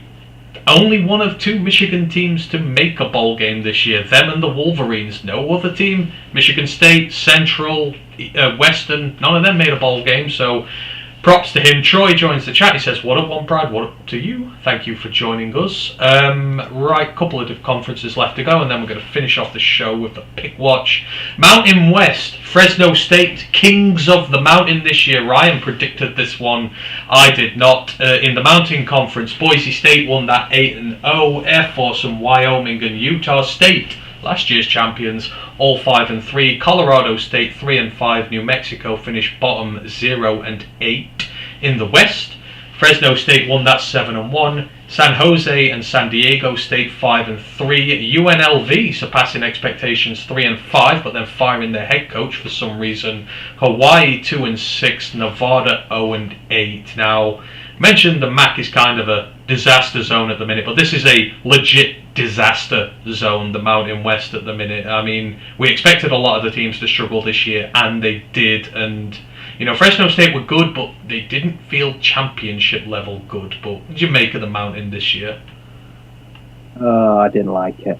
Like, Air Force should have been so much better than they are. Started really well, but at the end, just looked bad. Like, the Mountain West is there to be won. I knew Boise State would up the title game. They were good, like last 5-6 weeks of the season. got their shit together, and they were putting sides away comfortably. Title game, just went back to all ways, and they just totally crapped themselves when they actually realised they got to a title game, and in the end deserved to lose. Then they're a shell of their former self. Yeah. And just because you get to a title game doesn't change that. And they're losing some of their best players. Fresno State also losing some of their best players. Mountain West right now is bad, is weak, and it needs some serious help. It needs some additions. It needs some jumbling. Someone's got to come in, or some of them have got to leave and go better. Like I say, so I don't like it anymore. Did any team surprise you in a good way? Yeah. I mean, UNLV were good, considering, but then they fired their head coach, which was weird. But just take the season as a whole, I think they were better than we expected them to be, and were actually fairly fun to watch. The young Doug Brumfield there, the quarterback, who was good. I feel like they were the standout team, if any, even though they were middle pack. Yeah, everyone else kind of let themselves down. Like I say, San Jose, San Diego, like I say, they're not great. And then, always like to say, Utah State, God. They were the disappointment of the year. Fourth of eighth, yeah, Logan Bonham, man, the guys fell off the face of the earth, and that team just collapsed. They booed and they cheered when he was replaced by his by the backup. I know. Short memories, yeah. What's it called? I want to say Legolas, but it's not Legolas. It's like Legolas or something like that. But they cheered when he was taken off 3 games into the season. Crazy considering they just won a title. But yeah, Mountain West, poor. Well, your wheelhouse now. Pac-12, all one conference this year. No conferences. Shall I just skip this? Yeah. I thought it was good. It was. So you got USC finishing 8-1, and then you got Utah, Washington, and Oregon finishing 7-2. Utah won by weird defaults that the Pac has to get into the championship game, but Utah won it overall. UCLA and Oregon State 6-3, Washington State 4-5, Arizona 3-6. Then you get to the bottom. So Cal 2-7. Arizona State, Colorado 1-7, and Stanford 1-8. I think they played an extra conference game by the looks of things. But you're right there. You had USC who kind of led the pack, but Washington, Utah, and Oregon all top tier teams. And then you had good meat to the division in the middle this year. UCLA, Oregon State, Washington State, Arizona were really good this year. I think. We said the Big 12 probably underwhelmed the most this year, but did the Pac-12 overperform most this year? Probably. Seems like Oregon State probably don't usually go that well. Had a good year, finished it off with a huge surprise upset in Oregon. Is this the start of something bright, or is it a blip year where suddenly next year they go back to being themselves? I don't know. Like I say, Arizona, good. Washington, really good. Utah, the best. Oregon, bit fraudulent in the end. Yeah. But, yeah, like I say, then Stanford, just weird. Like I say, just bad. Like I say, we lost them, but in the ugliest way possible. Like Colorado, total mess, dumpster fire. What happens with them, I'll never know. But yeah, interesting. It was interesting, like I say. And then we'll see that, like I say, when you get like one group, you get the weird tiebreakers. This one was decided by, like I say, the 6 teams that, say, Utah, Oregon, and Washington. Like I say, they all played the same 3 teams. And then the other 6 teams they didn't play, they added those results together and who won the most games, which is a really weird way to do it. They're the only conference that do it, aren't they? I don't know why. I like it. I like the fact that they take out the teams they've all played. Yeah. And then the ones they've not all played, or ones they don't all play, and then add their results together. So they do it off strength of schedule, like I say, because Utah won it by loads. Utah had played 6 teams that had like 25 wins. Oregon's only like over remaining schedule had like 17 wins. So scheduling is really important.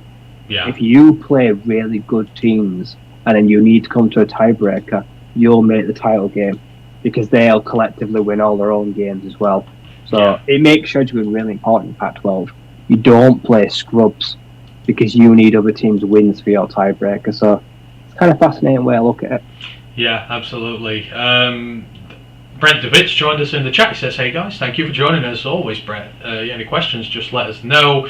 Ken Stouder goes, "Dang, poor Colorado. Things about to change for them. Bet." I mean, I would, but the Pac-12's fairly competitive, and he's starting from a massive position of disadvantage in regards to how good his team is. So I don't think it's going to be instantaneous with Dion, but we will see. Obviously, there's fanfare around it, but I still figure Colorado to be in that sort of Oregon State position next year where they're middling and will provide good teams with a challenge but ultimately not be up there themselves. I feel like that's where they'll be.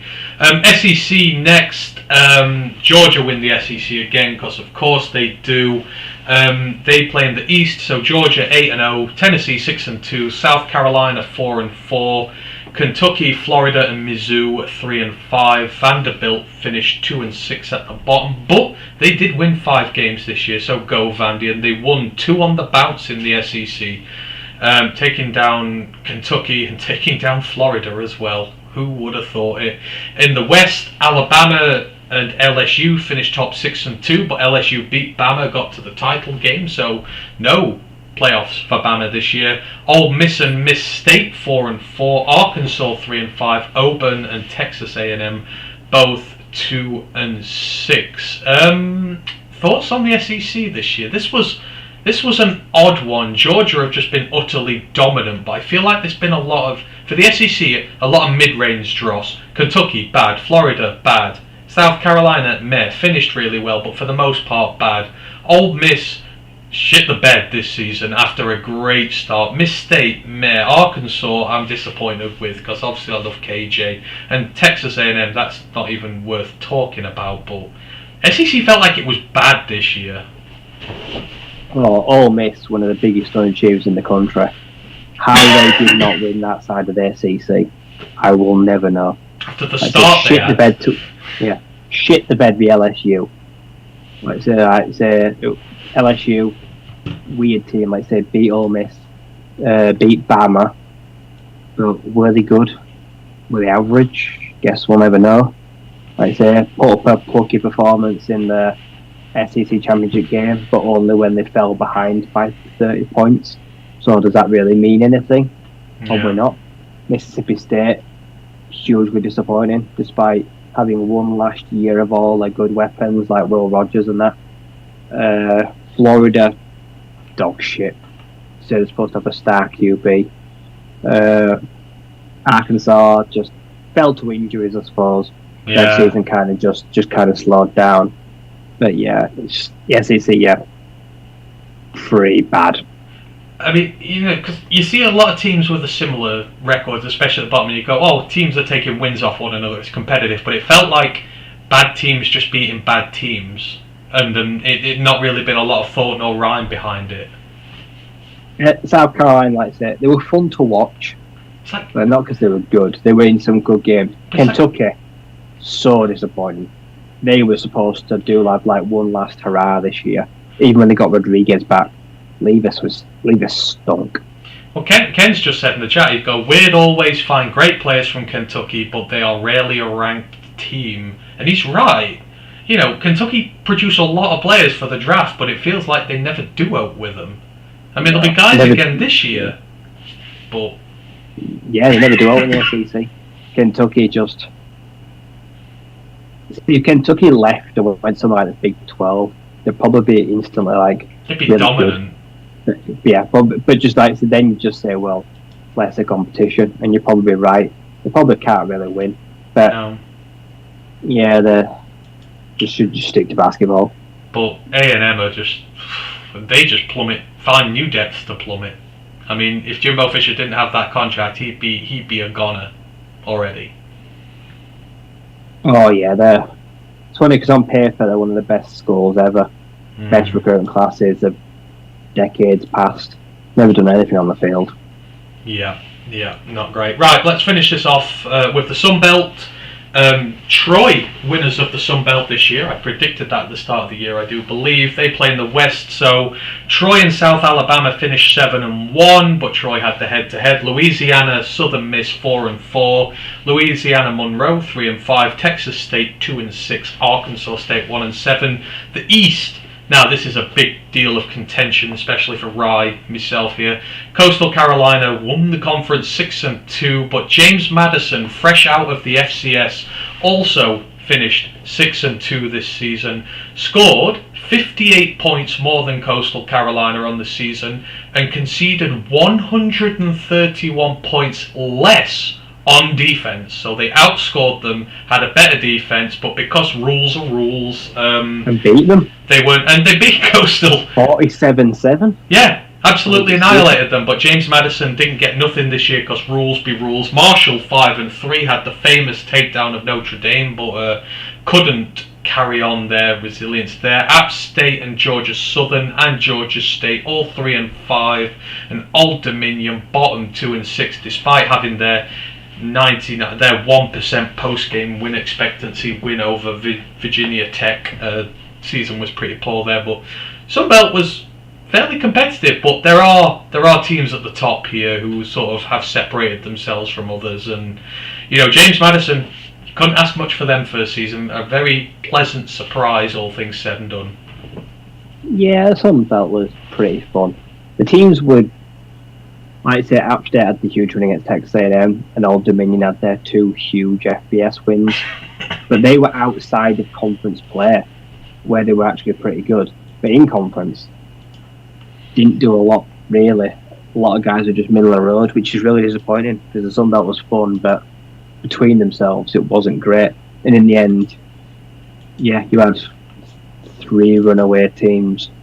It came down to 2 of them, and I suppose the title game really spoke for itself, didn't it? Yeah. It was a bit of a whoop. Had their arse whooped to them. The scoreline in the end, only close because they scored garbage time 4 points. Yeah. 2.5, 3 quarters. Like I say, Coastal Carolina were absolutely getting slapped about. Yeah. So, yeah, Troy definitely the team to beat going next year because Coastal Carolina's lost everybody. Head coach is gone, QB's gone. I'm pretty sure Jordan Strawn, like best defensive back, I think is going to the draft. Yeah. So all transference, yeah. Like I say, I think that's Troy. If JMU find a QB next year, I'd pencil in Troy versus James Madison as the title game already. Yeah. Not losing anybody really. Well, it all depends what happens with Troy's defense. I can see some of them guys hitting the portal and going to Power 5 schools, but we'll see with that. I will be looking on it very interestingly next season. So that is our final sort of overall review of the season.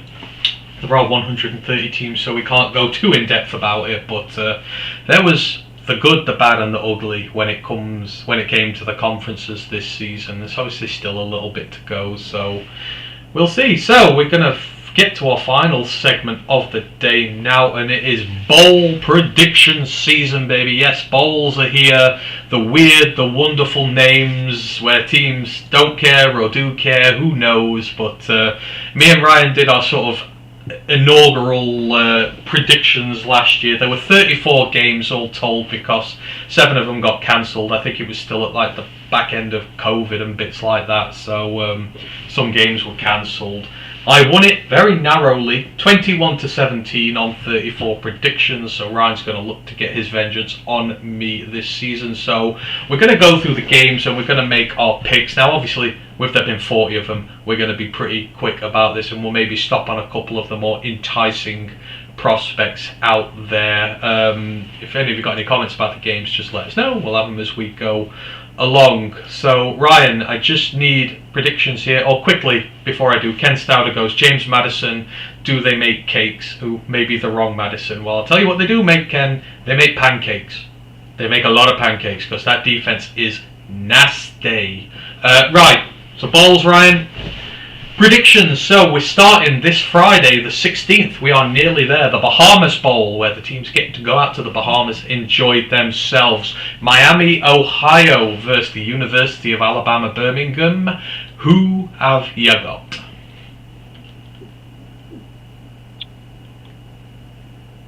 UAB. Oh, I am with you on that. That is a UAB sweep. Ohio don't have a quarterback.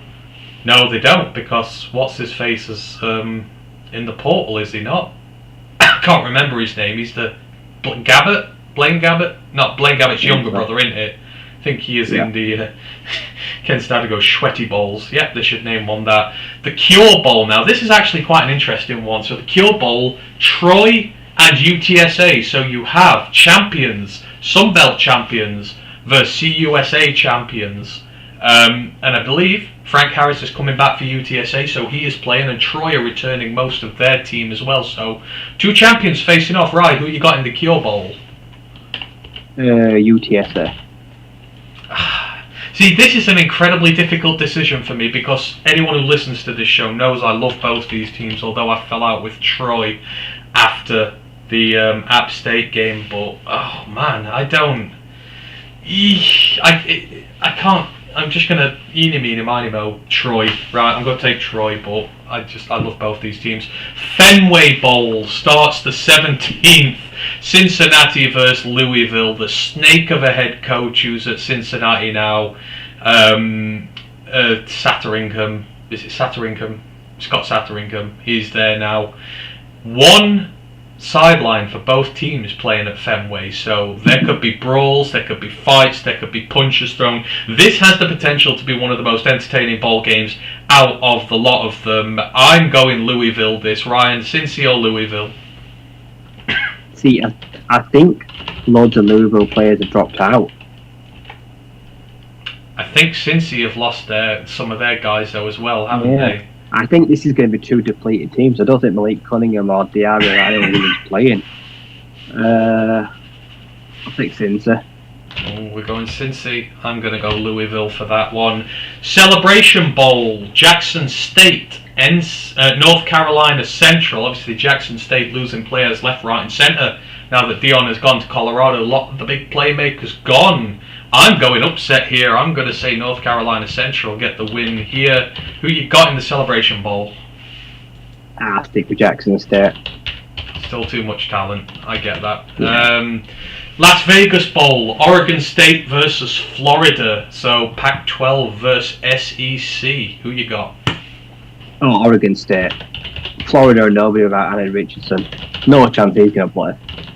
No, and their backup is in prison, so I don't know who the hell would even play quarterback for them now. At least I'm sure he's in prison anyhow. LA Bowl, Washington State, Fresno State. Who you got? Washington State. So you're thinking about Cameron Ward not playing, aren't you, potentially? I was thinking the exact same thing. But I still think they've got a good enough offense to do that. The Lending Tree Bowl, Rice versus Southern Miss. Who you got? Southern Miss. Rice were terrible this year. They were, but I think they only won one less game in conference than did. I'm going to go Rice, simply because of those space uniforms they had this season. They were absolutely outstanding, and I'll give them props for that.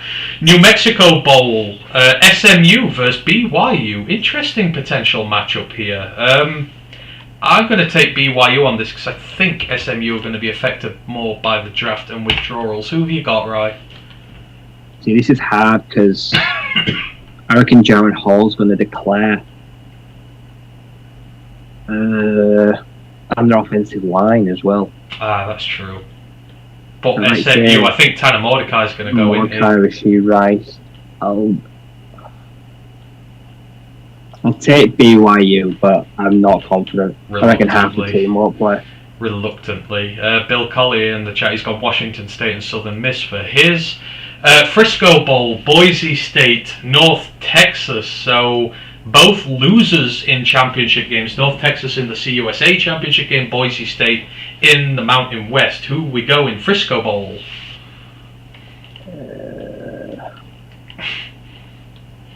North Texas. Right. You know what, Boise burnt me once already, so they're not going to do it again. I'm going to take North Texas as well. You don't get my love twice. Then we're on to the 19th of December. You got the Myrtle Beach Bowl. That's between Marshall and UConn, of all teams. Jim Mora taking them in his first year to bowl eligibility. Marshall having the big upset win over Notre Dame. Who we got in the Myrtle Beach Bowl, Ryan? I'll take UConn. See, I got UConn Let's go as with well. the big upset. I got you. I feel very fond of UConn this season because of what they've done and what Mora's done. So, I'll get on that. Bill Collier went with BYU as well, so we're all agreed on BYU. That's good stuff there. Then on the 20th, you mentioned it earlier, the best name ever, the famous Idaho Potato Bowl. You have Eastern Michigan and San Jose State. I'm instantly going to take Eastern Michigan on this because, again, another team I'm quite fond of this season and what Chris Creighton has done. And San Jose are hit and miss. One of those Mountain West teams who haven't been that good. Ryan, who have you got in the Potato Bowl? Take Eastern Michigan. I'm pretty sure no one's going to be missing it. So No. Samson Evans should play. Nope, absolutely. Then on this is on the 20th now, so you got the Boca Raton Bowl, Liberty and Toledo. So Toledo MAC champions, Liberty really ranked till the end of the season, 8-4 season, did really well, but obviously no Hugh Freeze anymore. Who have you got Boca Raton Bowl?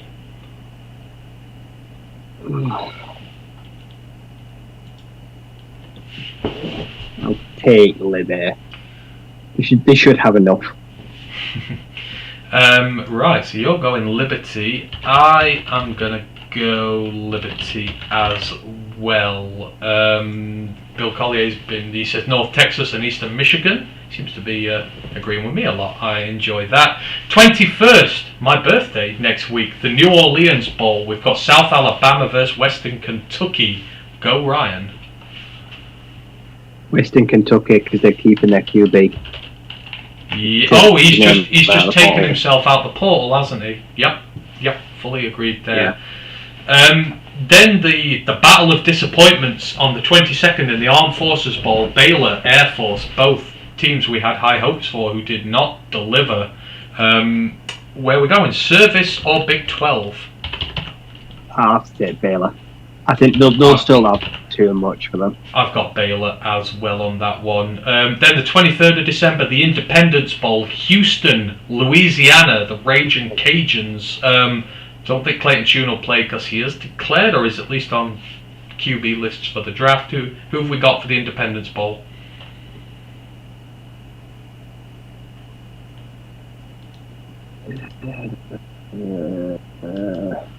Raging Cajuns.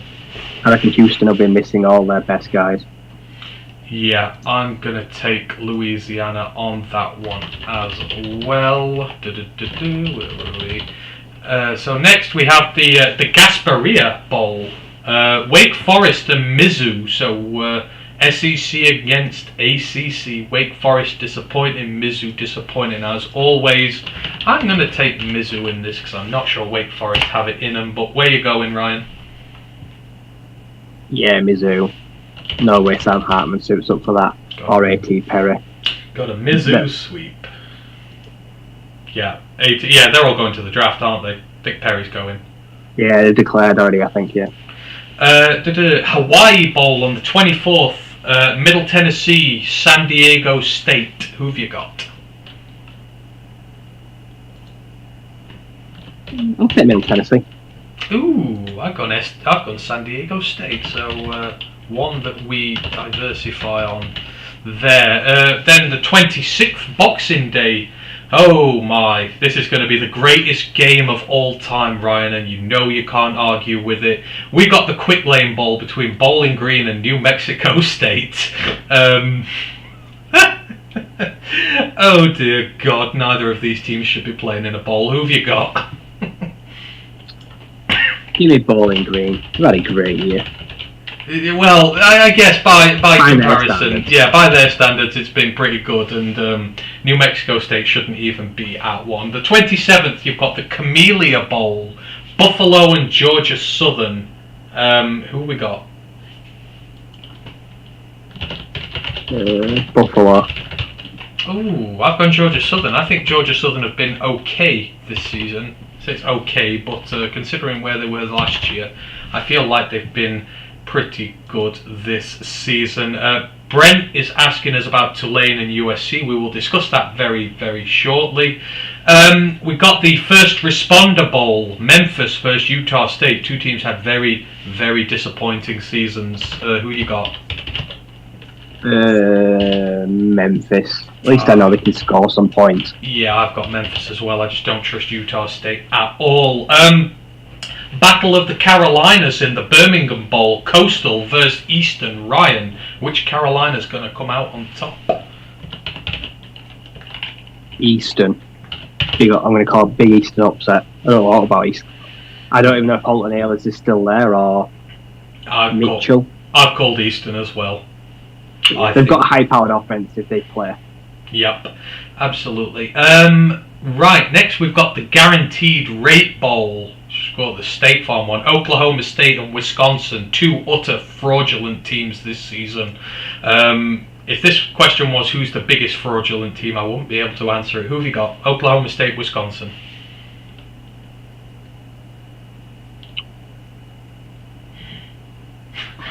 It's tough, isn't it? There's so many guys that are not playing. Obviously, no Mertz for Wisconsin, but that might be a good thing. Braylon Allen is still there, so I'll take Wisconsin.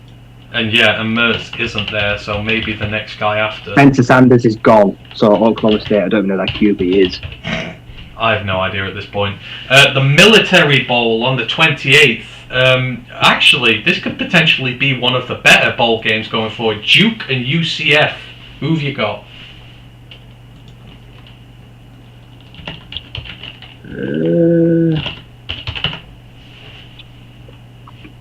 Duke. I've gone Duke as well. I just think they're going to end a great season for them with a win in the with a win in the bowl. They deserve it. If they can end this season with a bowl, that'd be amazing for them. The Liberty Bowl, Arkansas versus Kansas. So the Jayhawks and the Razorbacks. Who have we got?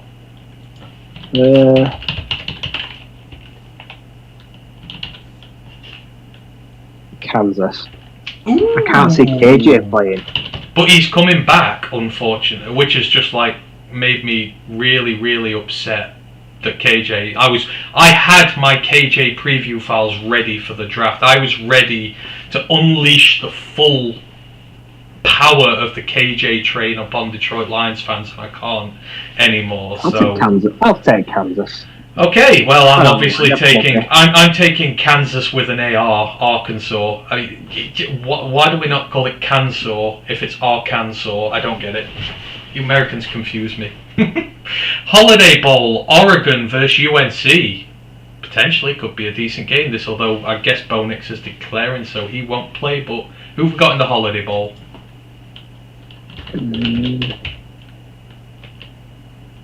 Oregon. Even if neither got starting QB, I'll take Oregon. See, I've gone Oregon as well, simply because that UNC defense is trash, and the way Oregon score, it could be 50 or 60. Texas Bowl, Texas Tech versus Ole Miss. Who you got? Oh, Ole Miss.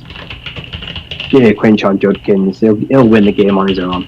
Oh, no Texas Tech upset. I was tempted, but yeah, I can't do that. I can't see Tyree Wilson playing all their seniors. No, absolutely not. Pinstripe Bowl starts the 29th of December slate. Minnesota, Syracuse. You missed Syracuse all day long. Yeah, I got Syracuse for that as well, because Mohamed Ibrahim won't be playing, will he? So that's Minnesota's offense dead in the water.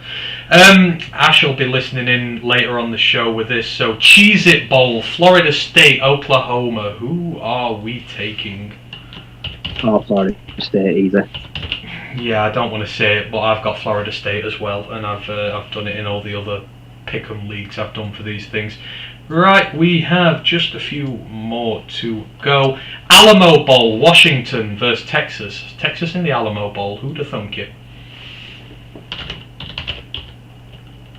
Who you got, Washington or Texas? This could potentially be quite. I said Washington as well. Even without Penix Jr., I just don't trust Texas. Their defense is bad. Nope, me. Washington defense is good. Yep, me neither. I don't trust them at all. Don't trust Quinn Ewers either. No. Bill's been following along. He said Wisconsin, Kansas, and Ole Miss for some of his picks. Right, where were we? The Duke's Mayo Bowl kicks off the 30th. NC State, Maryland. Obviously, no Devin Leary for NC State. Don't know what Towley is doing for Maryland. Who do you have for this one? Give me Maryland. Talia plays. He's still got some of his receivers. I know Raheem Jarrett's leaving. Follow-up play. I think he's skipping the bowl game. See, I've gone Maryland as well, even though I'm an NC State fan. Yeah, I just don't. Without Devin, I think they're going to struggle. Sun Bowl could be very interesting. UCLA at Pittsburgh. Who have you got?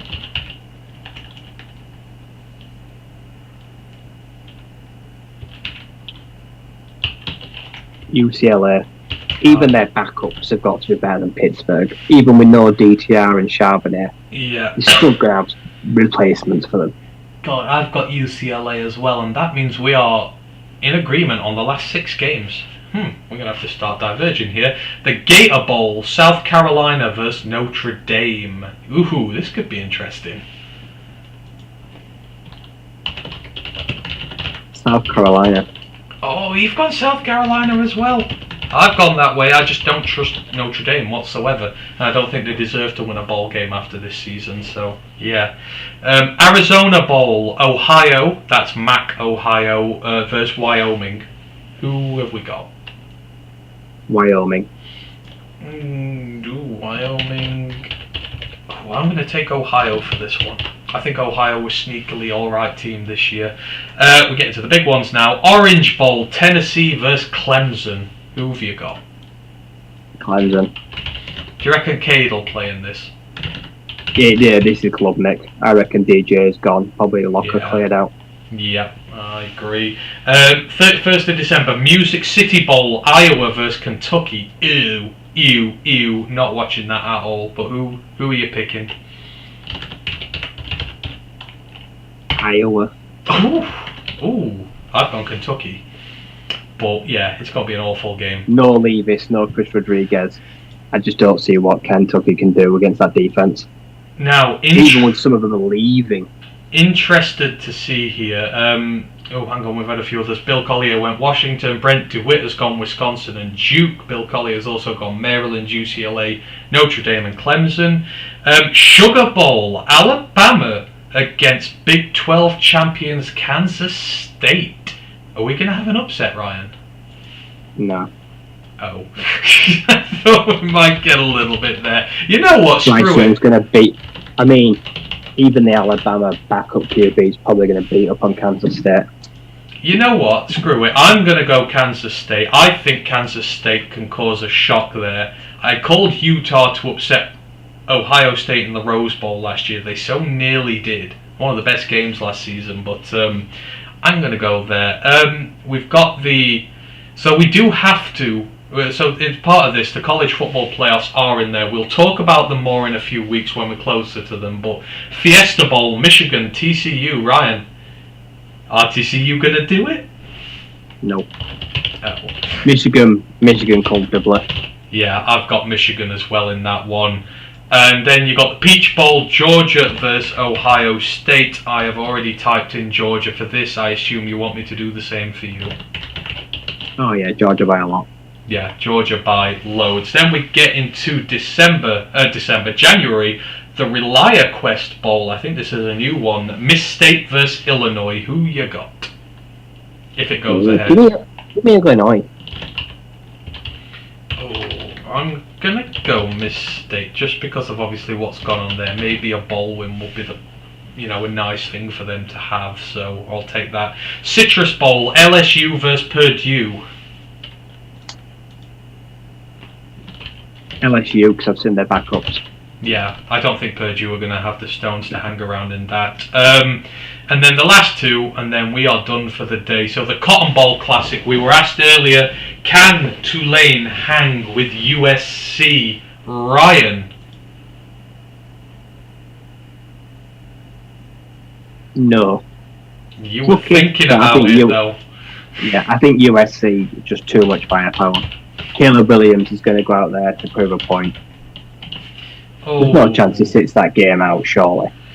Brent, I'm gonna give you hope that Tulane can do it. I'm going with Tulane over USC. They have not let me down yet. There's Bill and Brent are playing along. They seem to think Michigan, Georgia are in there as well. Got UCLA, we've got LSU, seem to be on there. And then the very last one, the Rose Bowl. Utah are back in it again. They had that ding-dong 45-42 game against Ohio State last year. They should have won it. They let it slip between their fingers, though. They're playing Penn State this season. Can they win the Rose Bowl this year, Ryan? No. Ooh, we going Penn State. I like Penn State. I reckon Clifford's going to go out on a high. It's very close. I'm going to go Utah. I think they can do it, but it's going to be incredibly close. So that is it. We are guessed up for bowl season, which, as I say, starts on Friday. So we're going to see with interest what happens. Can Ryan make it 1-1 against me? We will see. So that is just about everything from us today. If you've got any last questions or anything you want asking before we go off air, let us know. Ryan, is there anything else you want to get off your chest before we head on out of here? Nope. No, we are. It's it. Like I say, the regular season is done.